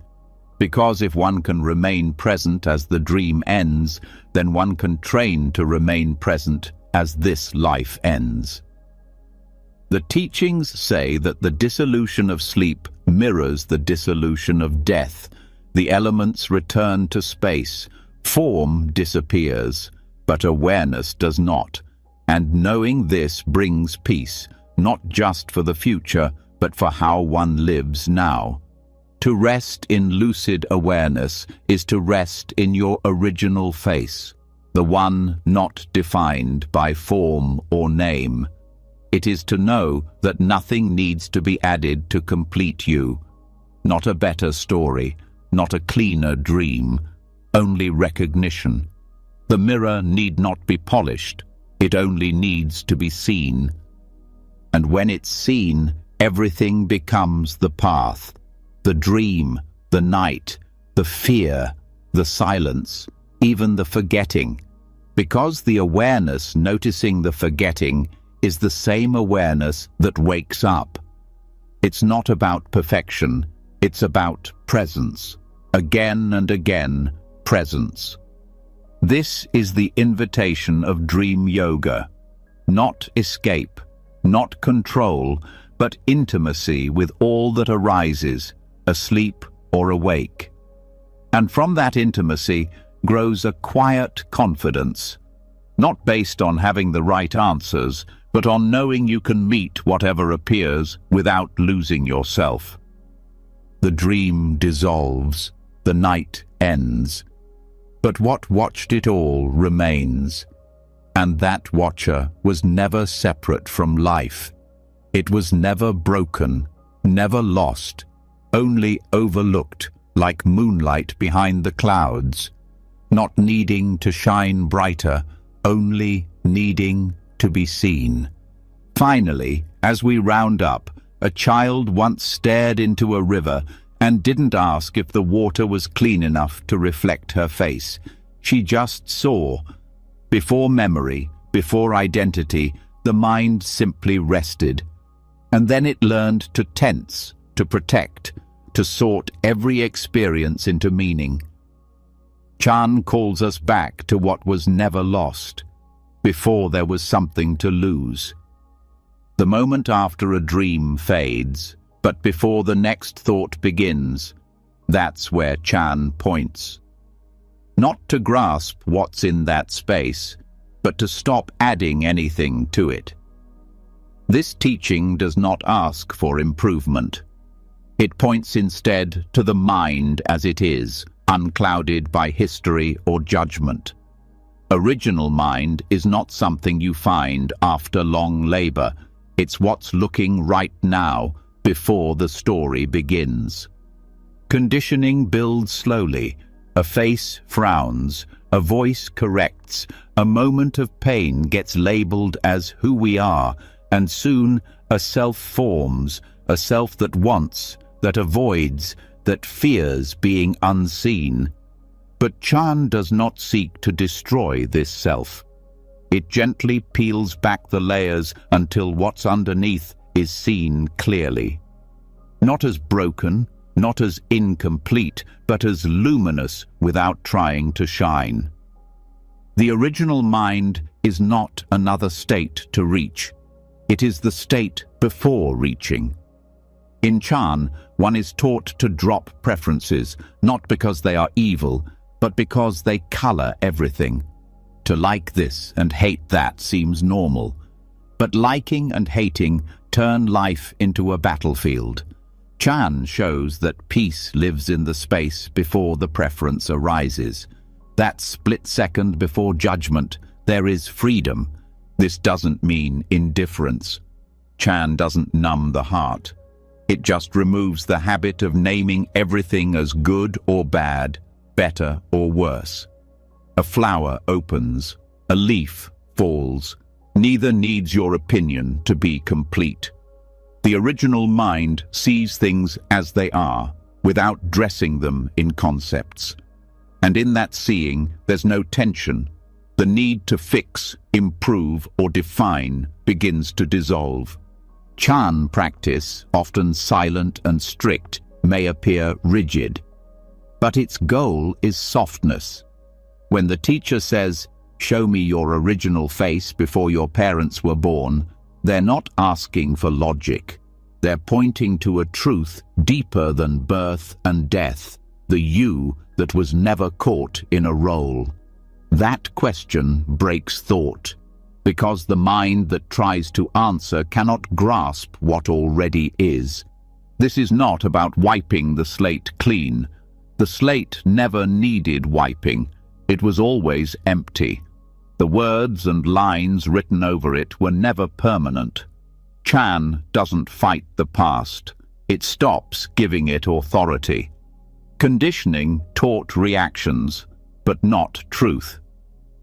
Pain was learned, but awareness was always whole. That awareness is the original mind, not trapped, not stained, just hidden by noise. Returning to it means not adding guilt to action, not adding fear to silence, not adding identity to experience. When a bell rings, it is not labeled music or noise. It just rings. That's how the original mind hears life, not filtered, just present. And in this presence, there's no need to prepare, no need to fix. Everything becomes exactly what it is. The Chan tradition warns against getting attached to emptiness.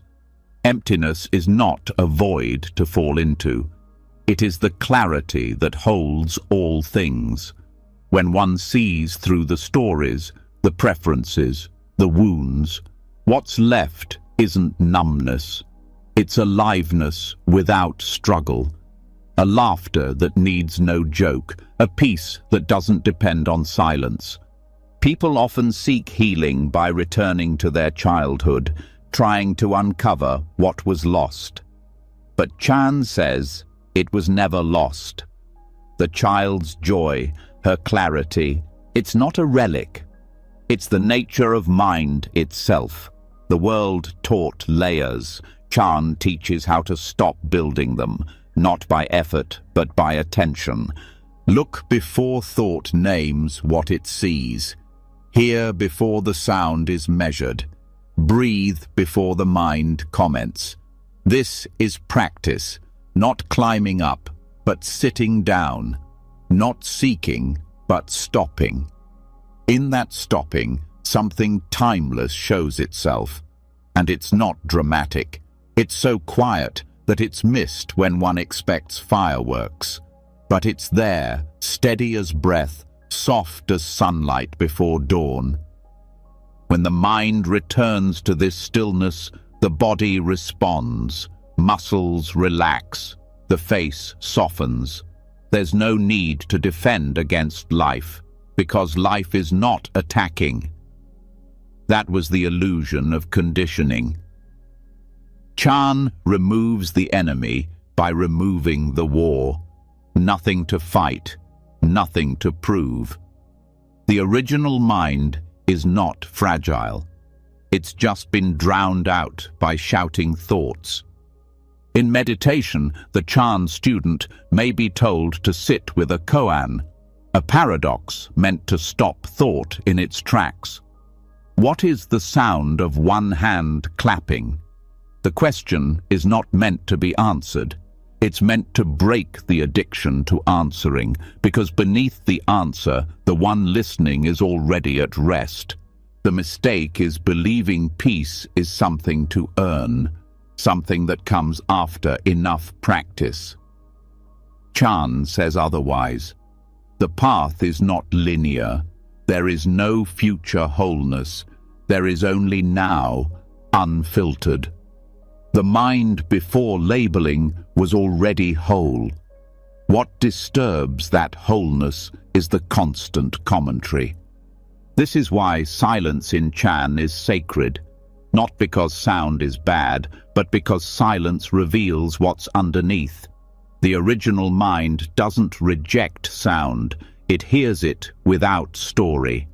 A crow caws, a door slams, the heart beats. All of it arises in clarity. That clarity never chooses favorites. It just witnesses. And witnessing is enough. There's no need to hold or push away. Thoughts come and go. They are like dreams passing through the sky. The sky doesn't try to change the dream. It just remains open. That sky-like mind is your original nature. It doesn't need improving, it only needs to be seen. Even in pain, it is present. Even in joy, it is still. It doesn't grasp at the high or dread the low. It holds both like waves passing over still water. And when one rests in it, peace arises, not because life got easier, but because the struggle to control life ended. The great Chan masters often answered with silence, or a shout, or a gesture, because they knew the truth was not in words. It was in the awareness behind them. A student asks, "What is Buddha?" The master raises a finger, not as a symbol, just as what is. That pointing is enough. And you too are pointed back, not to some distant self, but to the breath you're holding, to the foot touching the floor, to the silence behind this thought. That is where original mind lives, not past, not future, right here, unmoved by time. You don't have to understand it. In fact, trying to understand it creates distance. Better to stop, to be quiet, to look directly. There's nothing missing. There never was, only a forgetting. And even that forgetting is held in the same awareness. No drama, no fireworks, just this, the sound of a bird in the distance, the cool air on your cheek, the noticing of thought before it becomes identity. That's the pathless path of Chan, returning not forward, but inward, to the simplicity that was never gone. In the end, there is no need to transcend life, no need to escape the ordinary. The ordinary is sacred when seen clearly. Washing a bowl, sweeping a floor, smiling without reason. The original mind makes these acts shine, not because they are special, but because nothing is left out. You are not here to become something better. You are here to see what you already are.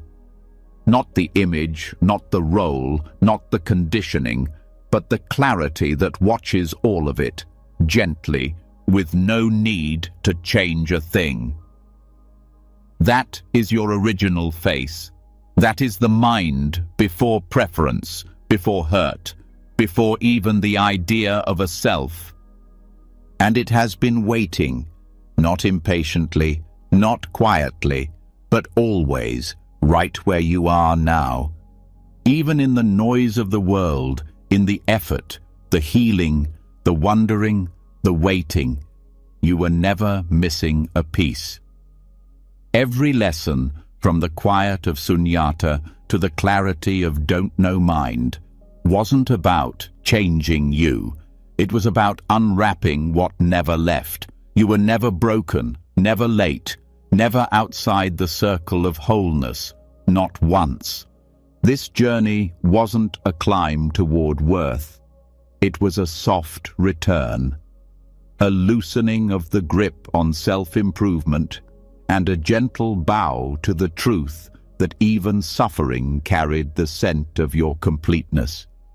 Whether it was the flicker of lucid awareness in a dream or the silence before thought appears, the teachings pointed not to a destination, but to a remembering. And if just one line tonight helped you feel less alone, if even one breath reminded you that you're already home within yourself, then let it echo. Leave a comment below. Share what stirred you. Your voice might be the next whisper that wakes someone else. If this brought you peace, clarity, or stillness, don't let it be the last time. Subscribe to the channel. Let these teachings walk with you, quietly, gently, night after night, as you fall asleep to the truth of who you already are, whole, complete, enough.